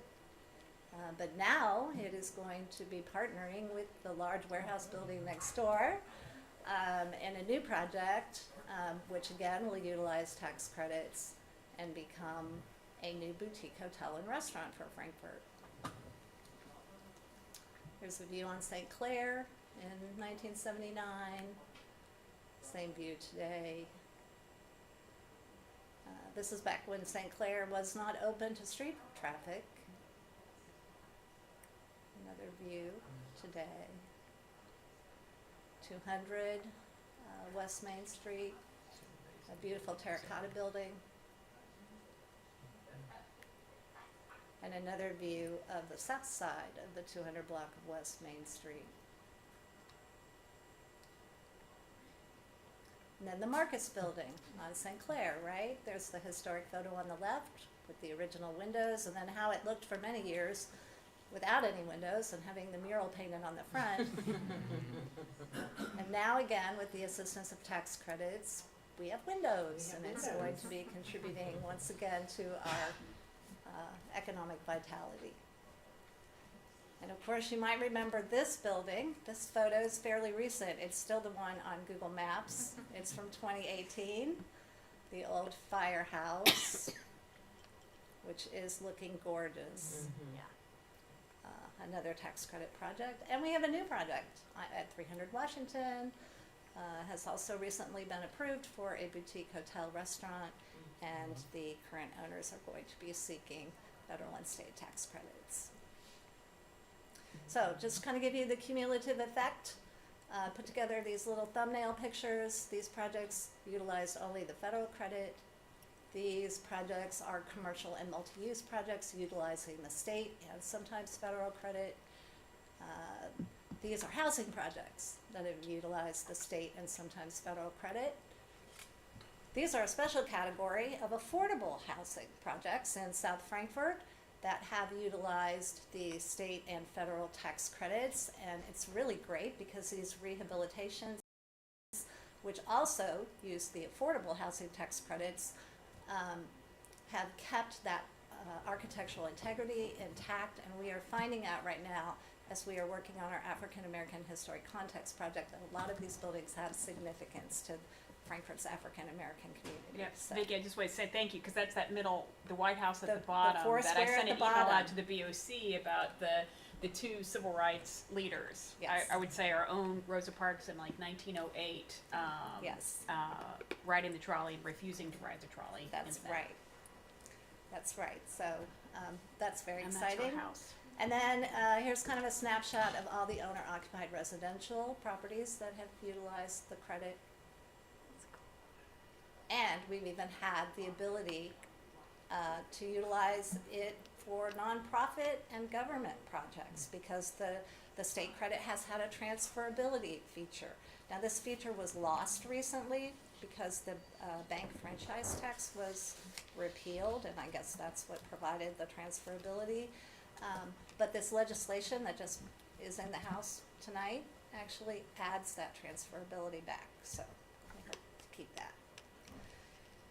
So, I'm happy to talk to you all about this at any time. If you have questions, just give me a call. My phone number got messed up on that slide. There should be a 0 at the end of 8970. But again, I'm always happy to answer questions or talk to you about historic preservation. Thank you. Vicki, thank you so much. Is now a good time for those folks who are in the downtown and historic districts? Is now a good time to jump into taking on those projects that were maybe they were waiting on because of costs of supplies and things of that nature? Well, we definitely have inflation going on. We do. Which I'm very aware of because I've got a project on my agenda. Right. But yes, it is a good time. I've actually been holding off on my own project so Okay. that I can submit my application and take advantage of a full 30% credit, which is substantial. So I would encourage, I mean, part of this is to kind of build awareness. I hope the public's watching, and that they will reach out to me as well if they want to know more. Thank you. Vicki, one quick question. I can't remember. For the credits, the renovation grants that we provided to businesses that also helped restore key buildings in town, how much did the city invest in that? What was, do you remember the impact? Is Eric still in the room? You know, that predates me. Okay. Predates my time with the city. My understanding is that those have not been made available in the last couple budget cycles. Right. But I do think they were pretty substantial amounts of money. I know there was one grant in particular that was at the $100,000 level, I believe, that a couple different entities were able to take advantage of. Yes. So, as you know, in the previous regular meeting that you all had in February, you authorized us to apply for a grant to do an economic impact study. And I hope that that will bring back information that will support the reestablishment of those particular grants, so. Yeah, and then in the strategic plan discussions, renovation grants, facade grants, or other ways to support businesses in our community to renovate their buildings and to put those buildings that are not in use back into use. Absolutely. I know it's been discussed. Thank you. Thank you. Thank you, Vicki. Thank you. Sean Pickens, one of our favorite directors here at the city.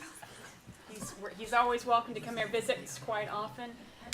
Presenting, of course, on addressing the needs mentioned to the Board of Commissioners about bathroom needs, not just in Dolly Graham, but all of our parks. But Sean is going to speak about some options here. And the good news is just last week, the construction of the splash pad at Dolly Graham Park has started. Yay! And of course, we've already seen an increased use with the new playground. Yes. Yep. We've already seen increased use of the brand new playground, of course, the new basketball courts, and we know we're going to get a lot more with the splash pad. And we'll have a couple different options, probably have temporary options for this year, but looking at more permanent options next year. Yeah, you stole my thunder. I was going to leave the splash pad starting. Shame on her. Shame on her. That's okay. Good report.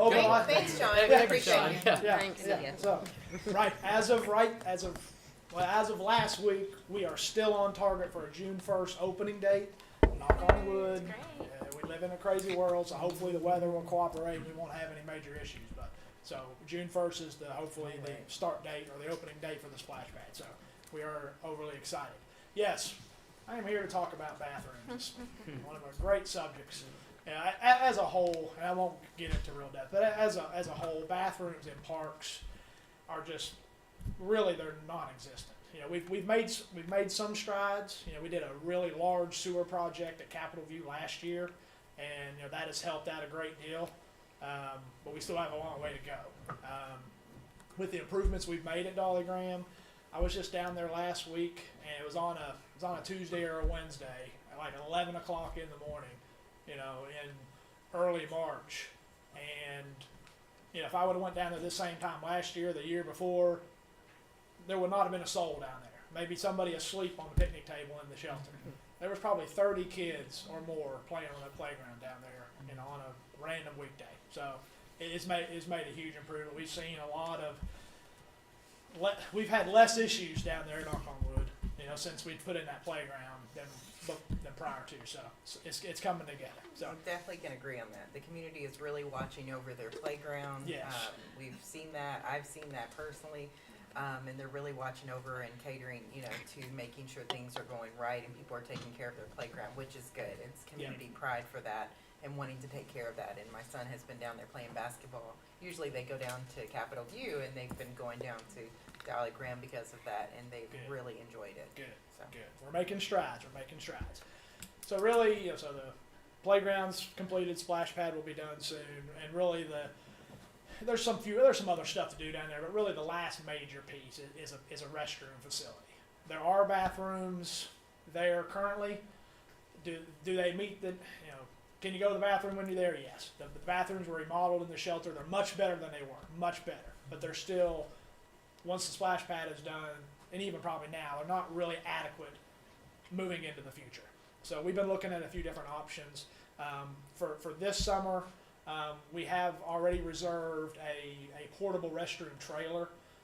That is, it's a portable restroom, but it's much nicer and much more. It's got linoleum floor. It's got sinks and toilets. It's much nicer. It's not like your typical portable restroom. So that will get us through for the short term. To get through this summer season until we've had a chance to look at our options, look at what the budget's going to be. We've had in our budget meetings, we've had conversations, on this. So tonight is really just an introductory to y'all to kind of look at a couple options that we're looking at. Really two main options for something long term. So I apologize, I didn't have a chance to put a PowerPoint together. I was out some of last week, so I was kind of behind. So just want to pass these out to you just to give you an idea here. You can just take one of each and pass it down. Our first option, which is what you'll see there, is a prefabricated restroom facility. Okay, basically, it's already built. It comes straight from the factory, just like a pre-built home. Comes straight from the factory. We the foundation is poured. All the plumbing is already completed before it comes and arrives. It comes in. They lift it off of a crane, off of a semi-truck. They set it on the foundation, hook all the plumbing up, and it's ready to go. Which one are we talking about? Just so. Any of these. Any of those. Those are just various. Those are just different options. Okay. For Okay. I got you. Yeah. Right, okay. And that kind of gives you a rough estimate in today's world, right this second, roughly what those would cost. Okay, so for a prefab, you're looking at anywhere the one's 150 on the very low end, up to around 250,000 on a higher end. Okay, depending on how big you go. Okay, so the other option is to build basically brick and mortar, just to build from the ground up, and that's typically a little bit more expensive than what I've seen. So basically, you're pouring a foundation and your brick and mortar, straight from the ground up. So yes, ma'am. Okay, so I just wanna make sure, so this is something we're just using in the short term? Or No. is this what you're asking for us to build? This is an long option. term? This is an option for the long term. Oh, We have not okay. made any decision on a long-term restroom facility. This is an option that we're considering. Yeah. I wanted Sean. And these to are just examples. That's not this is just examples to give you an idea of what it might look like if we go with this option.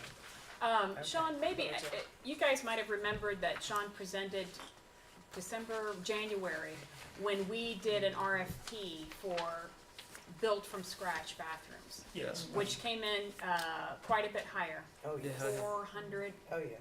Yeah, we just did an RFP for the architectural and engineering. Yeah. At that time, they were roughly saying between $300,000 and $400,000 for a restroom facility. Yeah, and that's a pretty sizable one. We kind of shot for the moon. It may have been too big. We'd rather go a little bit too big and then scale back if we need to from the get-go. That's So, the brick and mortar. That's the brick and mortar. But now that was These are not the brick and mortar. That's right. This is not a brick and mortar option. Yeah, yeah. We can go with a smaller brick and mortar and be a little less expensive. We don't have good hard numbers on that right now. It fluctuates a lot.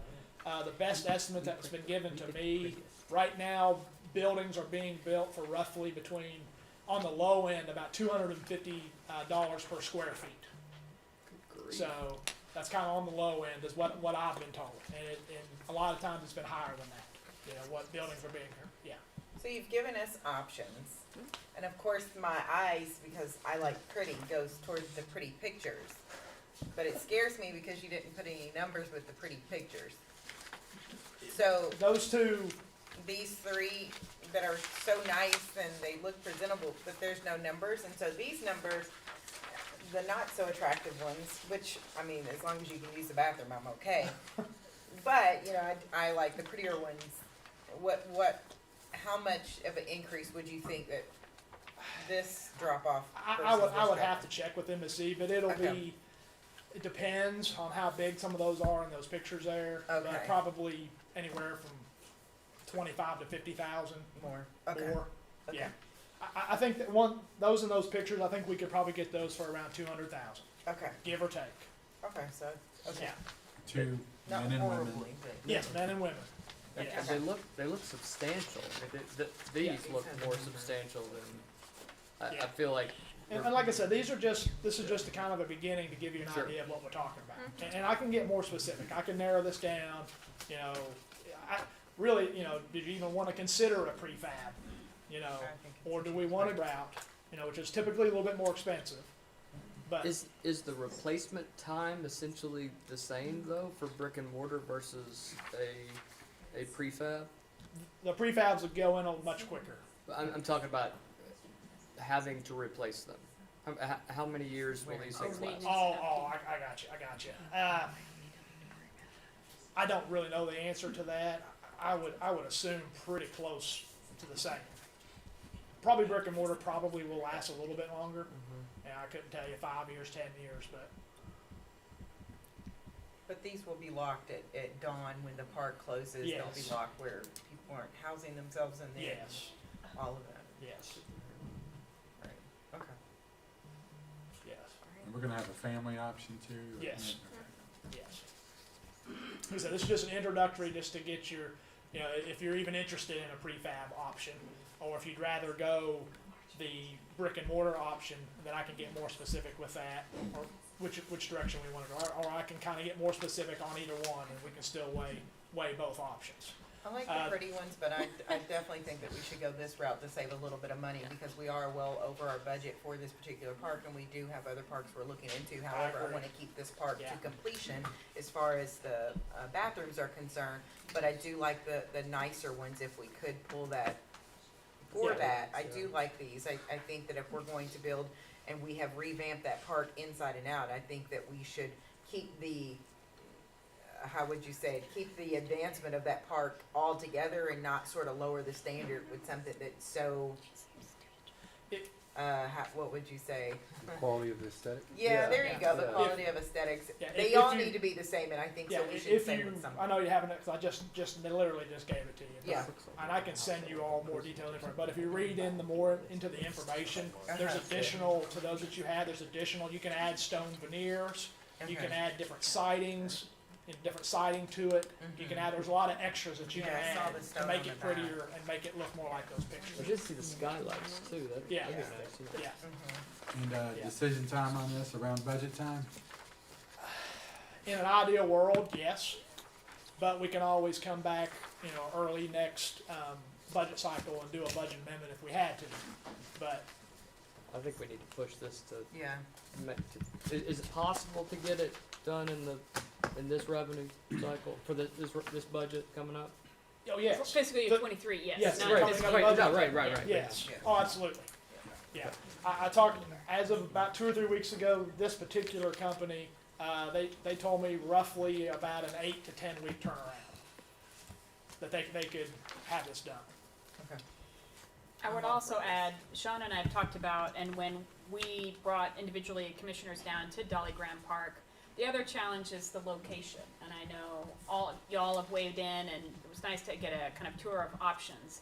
And we will definitely be meeting with the residents and South Frankfort Residents Associations and others, because we don't have a lot of options down there for the location of the bathrooms. Yeah. Any other discussion, questions for Sean? Will we have a cost of removal of the current bathroom? No, we're The current bathrooms will stay. Yeah. Oh, okay. Yeah, All right, they're okay. they're attached to the shelter. I didn't itself. know. Will they remain usable? Yes. Okay. All right. I just want to make sure we. It's weren't- just that there's only one, so Right, that's the, right. you know, the Yeah, issue. there's a men's and women's, but there's only one Right. Yeah. one toilet One stall. per restroom, Gotcha. and they're not technically ADA compliant either. So I think we So what I would propose is that, Sean, we would need to engage with residents, we need to present the similar type information, and then we'd come back and present once more to the Board of Commissioners and get your feedback. We can also share feedback with residents and see how you'd like to proceed for fiscal year '23. There are several parks, I'm not sure if Lexington has any or not, but I know Northern Kentucky has multiple restrooms like this. Louisville has several as well that we could go visit and take a closer look at them, but. You know, I think I'm good, you know? Yeah. I think I'm good, you know? I've had several parks directors that I've worked with closely through KRPS, and they all think highly, the ones that have bought these type of facilities all think pretty highly of them, so. They like those. Yeah. Well, Yeah. every park we went to this year Test it for out. cross country, they all had Had these. Yeah. yeah. Yeah. And I think it's gonna be able to get done quicker, I think we'll have it It's by a the end simpler of the year. process with a build from scratch. We have to hire an architect and engineer, and there's 30 grand right there off the bat. These are already architect and engineered. You know, so we just have to put the foundation in and bring the plumbing in. And then bring it in, set it down, hook it up, and go about our merry way. So, Thank you, Sean. yeah. Thank you. Thank you. Yeah. Moving on to action items. Yes, McClure Building sidewalk. Katie Beard will be here to answer any questions. I just wanted to share, we emailed the board last week because on Friday, March 4th, we received a report that documented some of the advanced deterioration of the sidewalk, the shoring underneath the sidewalk, underneath the McClure Building.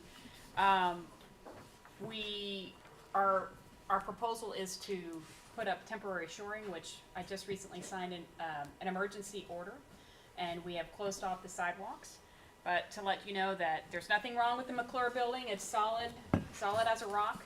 But we do, having received this report, which the BOC actually approved for the RFP to get this analysis done, we want to take every public safety precaution, and Katie's here to talk about that more, about what we're gonna do and getting approval for that.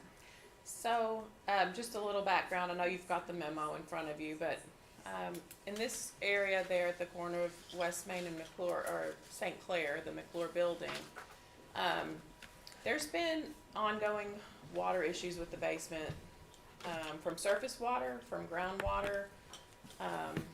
It all kind of migrates to that area. Over time, the building was built in 1906, and over time, the structure under the sidewalk has deteriorated. It was initially, we don't know, we're just speculating that it was initially there for a coal chute, like a lot of the old buildings in that time era. So there's some hatches there from that time when they used it as a coal chute. We're proposing to close those off as a part of the permanent solution, keep the water out that way, and possibly do some remediation on the St. Clair side to keep the water out of that side as well. So the water is going to be a big issue, waterproofing this at the end, but the initial step is the shoring of the sidewalk. Because of the advanced deterioration, the structural engineer suggested that we close the sidewalk immediately and install the shoring. That'll buy us a little bit of time to select a permanent solution option and get that designed and implemented. So with that, I'll just take any other questions you might have. I know I was the one that asked the legal question, and you all, city manager, Solicitor Ross, and yourself, Katie, you all explained it very well.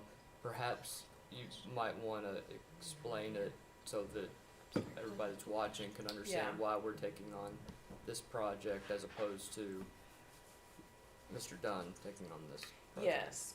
So the city's ordinance, I think it was different in the past. I think around 2009 or 10, the ordinance changed so that the city had responsibility for the maintenance and repairs of the sidewalk.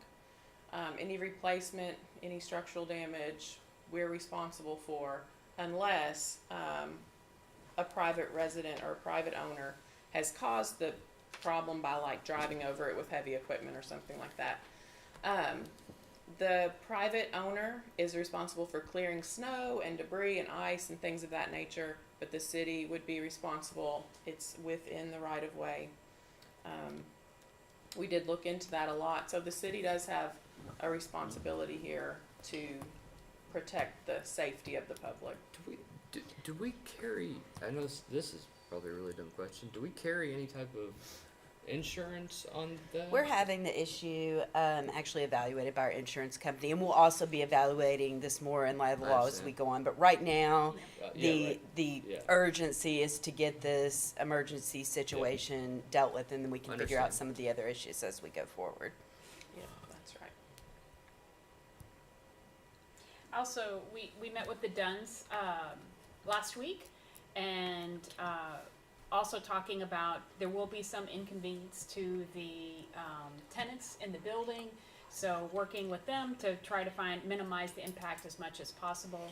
And Katie and I stand ready to meet with the tenants if they choose to have if they want to have a meeting, if they want to discuss more. But we're hopeful that we found a way, since they'll bring equipment in tomorrow. They should be starting tomorrow. Yeah. We gave them a notice to proceed last Wednesday through this emergency purchase order. And the plan, I'm gonna meet with them tomorrow and iron out some of the details, but the plan is to work on one side while you close the other side, and then move over and close the opposite side so that you have access to the building at all times. Right now, we've got most of the sidewalk closed with access points to each door remaining open. And that's just limiting the load on the sidewalk, taking that precaution. But yeah, hopefully this will be a short closure, 2 to 3 weeks, and it'll be a minimal impact to all the tenants of the building. But we'll work with the Duns throughout that process to make sure it goes smoothly. And I did hear from one of the tenants today.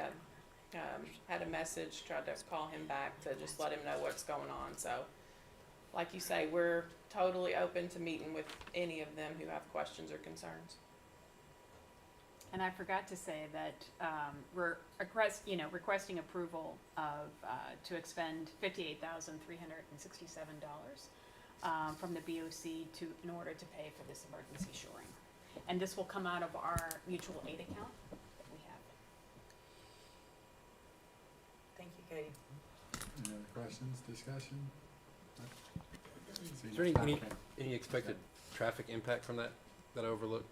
Was that discussed? I mean, I know the work's being done already, but is there anything any expectations there? I don't think Size of the so. street or? If we did, it would be minimal. It would be confined probably to that adjacent loading zone on the West Main Street side. We might have to temporarily block some of that off. On the St. Clair side, I don't anticipate that because you have quite a large buffer with the brick sidewalk. The basement extends out under the concrete portion only. Thank you.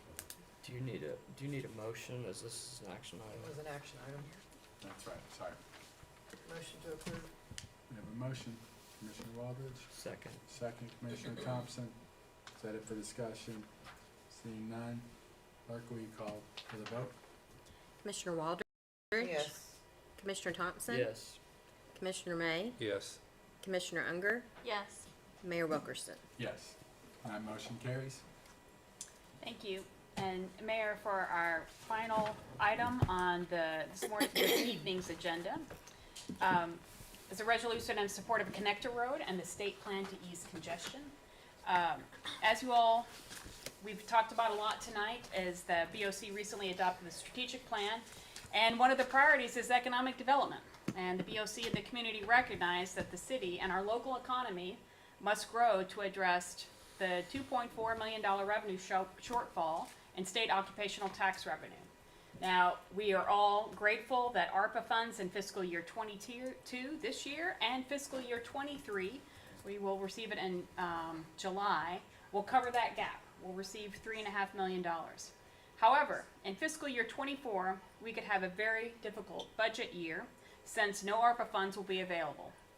And we not only need to bridge that gap, but we need to exceed it. We've had many conversations with the commissioners and with others in the community, and of course among city staff, that we have to raise our city salaries from public safety to public works. We're far below market rate compared to our neighboring communities. I've given some people examples where you have the city of Owensboro offering $12,000 sign-on bonuses. We have park staff who are only making $8.50 an hour for seasonal staff, or $10.50 an hour, and all up to professional positions throughout. So what we're looking at for fiscal year '24, the city is looking at 3 ways to address this shortfall. Efficiencies and adjustments in service, which we're already discussing, especially with public works and perhaps leaf collection and free trash weeks, maybe reducing some of those, but looking at other efficiencies with software. We're also looking at increases in fees, which we've talked about over the next 2 years. And of course, extremely important, attracting new business and development. This connector road is absolutely critical for supporting growth in the community. Since the legislature is meeting about the budgets and the state road plan, we wanted to bring this forward to the BOC. And I would ask Laura Ross if she would to read this draft resolution, and certainly welcome discussion on this extremely important road. Do you have readers down there? I don't. No. Okay, I think I can do this. I didn't realize it was quite so small, or my eyes have gotten really bad, so just bear with me. A resolution in support of state funding for a connector road to access development in the Franklin Square Shopping Center area. Whereas the Kentucky Transportation Cabinet Strategic Highway Investment Formula for Tomorrow, SHIFT, provides a plan for comparing capital improvement projects throughout the state and prioritizing limited transportation funds, and whereas projects chosen for priority funding through SHIFT must address the state's goals of safety, congestion, asset management, economic growth, and cost-benefit advantages to be included in the enacted state highway plan. And whereas a planned connector road at the intersection of Collins Lane and the East-West Connector in Frankfort Connector will act as a traffic calming device and economic driver in the area of the city around the Franklin Square Shopping Center. And whereas this area's first commercial development opened in the 1970s, and additional development took place through the 1990s, lack of access prevented further development. When the East-West Connector was built, the road in this area was stubbed to allow for the expansion envisioned here. One of the parcels, 99 acres, is set to begin developing much-needed market-rate multifamily housing. 303 units are planned, and new to Frankfort retail and restaurant space, 593 square feet. And whereas the connector would also support the state's goal of reducing traffic congestion on Highway 127, and whereas the Board of Commissioners of the City of Frankfort believes funding this critical connector meets all identified SHIFT goals for priority projects, and most importantly will provide safe local access to existing and proposed development designed to spur the economy of our community. Now therefore, it is hereby resolved by the Board of Commissioners of the City of Frankfort, Kentucky, that the city fully supports the connector project and urges the Kentucky Transportation Cabinet and state transportation leaders to include the connector project as a priority for SHIFT funding under the enacted state highway plan. Thank you, Laura Ross, and she worked very hard in drafting that. We just bring this for you as a draft for your discussion, and based on your input or desires, whether or not we would bring it to the board at the voting session. It's under action item right now. So, yes, Commissioner Waldridge. Mayor, I actually support this. I know that I met with Ms. Peeveler actually in one of our meetings where we spoke of the Parsons when we were in meetings with them and several other stakeholders. I brought this up months ago in saying that, hey, now that we have gotten the right in and right out off of 127, that we need to go ahead and move forward in getting this moving in the right direction as well. So I'm glad that that particular group continued to push forward and ask about this and get this moving with some of the state senators and legislators. Definitely support this. I think we need to be more business friendly and developer friendly of people coming in and actually helping prepare places to be developer ready and building ready. And this is one, I think, I live over in the Collins Lane area, so I'm on Collins Lane day in and day out, and I think that being able to go across the street and not having to go around East-West Connector to get on 127 to get to Kroger or what have you would be great for those individuals that live in the Collins Lane area. I don't foresee it being a traffic problem because even when I'm coming up from downtown needing to get to Kroger, I don't go across Collins Lane, I go up 127 because I don't want to stop at all the stop signs. So I think this is a given for us to say, yes, we want this support of the state, we want to move forward because we want that area to be built out for more units and more development and whatever that may be in the future. But in order to do this, this is putting our foot forward to say, hey, we want to get this prepared early for whatever comes. So for it to be pushed off as long as it has, I'm grateful that it is now put at the table of this commission. But I support this through and through. I've spoke with KCDC, Terry Bradshaw as well in this regard as well. And I believe that she would definitely support anything dealing with development and what we've discussed. And I think that moving together, we'll be able to hopefully see some homes over there and some more, maybe possibly industry, but definitely businesses that will bring revenue into this town. And that's what we need. So I am all for it. I'd love to hear what the others have to say as well. So I am excited. Commissioner Unger? Yeah, I definitely fully support this resolution as well. I would hope that we all do. Not only will it help with traffic control, safety, but be an economic driver for that area. So I would hope that the city, BOC, county, as well as KCDC would support it. Thank you. I'm a huge supporter of anything, any project like this that gives us an opportunity to expand our goals and our initiatives of what we're here to do, increase the revenue base. I'm absolutely in favor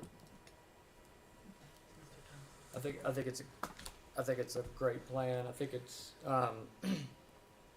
it's necessary. It's needed. I think it's great that property back there that is sat back there for so long will be developed.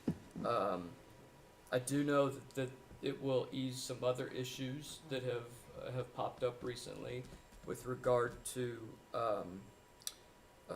individuals over in the area that may need some services. I want to make sure though that it's part of the holistic plan that I know Penny is working on right now with regard to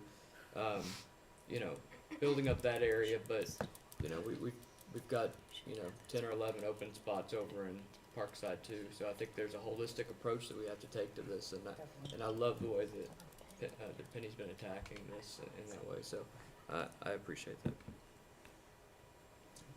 And I'll just say, and I know, I feel like I have to say something. No, it does handle the traffic issue now. Eventually there will be more traffic in that area, we hope, and having another artery through there will help alleviate that. And I know that there are some that feel like we don't need any new development anywhere because we have empty storefronts and vacant buildings now. But the reality is there will be residential here. We know we need residential, and we know that there are certain tenants that are not going to go to an existing building that we may have available now. That's just a fact, and we have to accept that. And some of those businesses residents want, so we have to provide the amenities that people will want to live here, raise their families. So businesses are one thing. The city can work on the other things such as parks and arts and culture. But I think this seems to be, it's infill, it's within the city limits, and it's within the interstate. So I just think this is a natural, so I support it. Mayor, and I'd like to share, and definitely piggyback on that, is once we start building more housing that people are wanting, it brings in new people who are going to be those entrepreneurs that could possibly start new businesses that will then travel to our downtown to want to actually, get into those storefronts that are empty as well. So you've got to bring in people for people to want to be here and things of that nature. If we just keep building buildings without the people, we're going to fail. So we've got to bring in that housing, and I think this does it. So I make a motion to accept this and move on and just wait for the excitement of what is to come on that hill. So Thank you, Commissioner. I would second that resolution. And second, Commissioner Thompson. And, no further discussion. Clerk, will you please call for a vote? Commissioner Waldridge, yes, indeed. Commissioner Thompson, Yes, very much so. Commissioner May, Yes, and thank you for everyone who's worked on this project over the years. Commissioner Unger, Yes. Mayor Wilkerson. Yes. And motion carries. And next, we'll move on to the discussion of a tentative agenda for the March regular session. There's a handful of things here. Finance Committee, I have buy one, get one Yifty card program, parking operator. Yep. Anything else I'm missing? Could we add, could we get an update from Miss Katie Beard on, where we will be starting once the winter is over, the paving? Our paving and potholes, I know we've spoke about it, but we've had a lot of calls and I think the community is getting antsy of potholes and paving, but if we could do an update, I know she gave us one right before the fall. So if we could have an update on that, that would be great. At one time we had talked about the itinerant room tax and how it may apply to VRBOs and, Actually, Commissioner Thompson, I'll tell you that and Robin is here. We've been working with Robin. She drafted out the letter. We worked with her. We've already sent it out to unregistered Airbnbs, and so we will continue. But we've had several discussions over the last couple of months, as this is really important in funding our tourism efforts. So we've already sent out letters. great, super. It's great. Any other next agenda items? Okay, any unfinished business from last meeting? I don't think so. New business.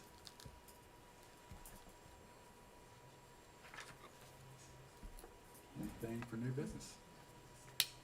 All right. Next is executive session. We staying in here? Okay. We'll stay.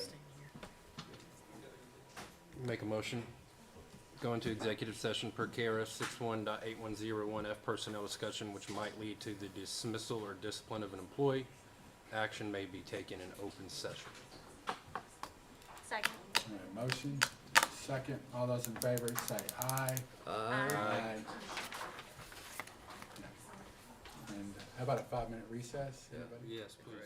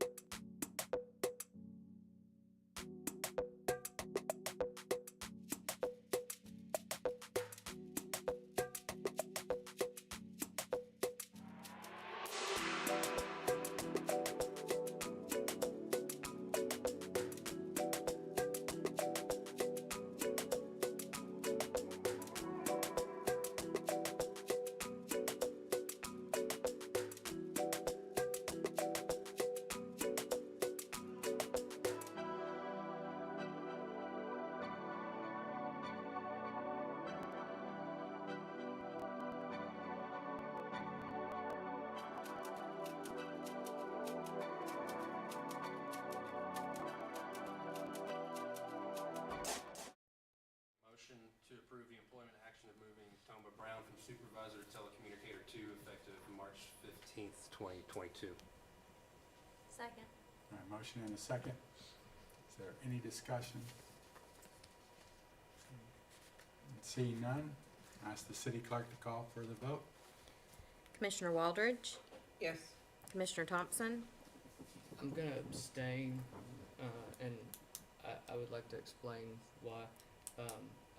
I don't feel that I have the right to sit in judgment of somebody right now while I've got something hanging over me. So I will respect the board and I will abstain on this action.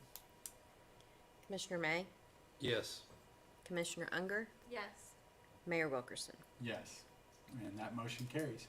Mayor, may I have point of privilege, please? Yes. Thank you, Mayor. I just had run out, I'm sorry, my son was calling me for an emergency, so I apologize. I ran out earlier before unfinished business occurred. You guys moved on to closed session. But I did want to bring up an unfinished business for us to direct staff to move forward with Brooklyn Miles, sign for coming into both sides of Frankfort, saying this is the home of Brooklyn Miles, for her to be Miss, what is it, basketball, Miss Kentucky basketball. And I think that they should switch out, I believe it's May, so I wanted to go ahead and get that on the books to start preparing to get the correct spelling of her name and that sign up, so we could, Mayor, set up a time to do a presentation with her and her family and be able to get her sign up. And hopefully we will be able to place Wandale sign somewhere over at Western Hills is the chat right now. And then my final couple of things, just giving some of our community the hoopras, good job. Layla Robinson, she's a dedicated swimmer here in Franklin County. She placed 16th in the state for the 50 fly at 30.13. Wow. Congratulations to Bondrett Middle School on scored of distinguished for their band. It's been the first time in 7 years for Bondrett Middle School to score distinguished.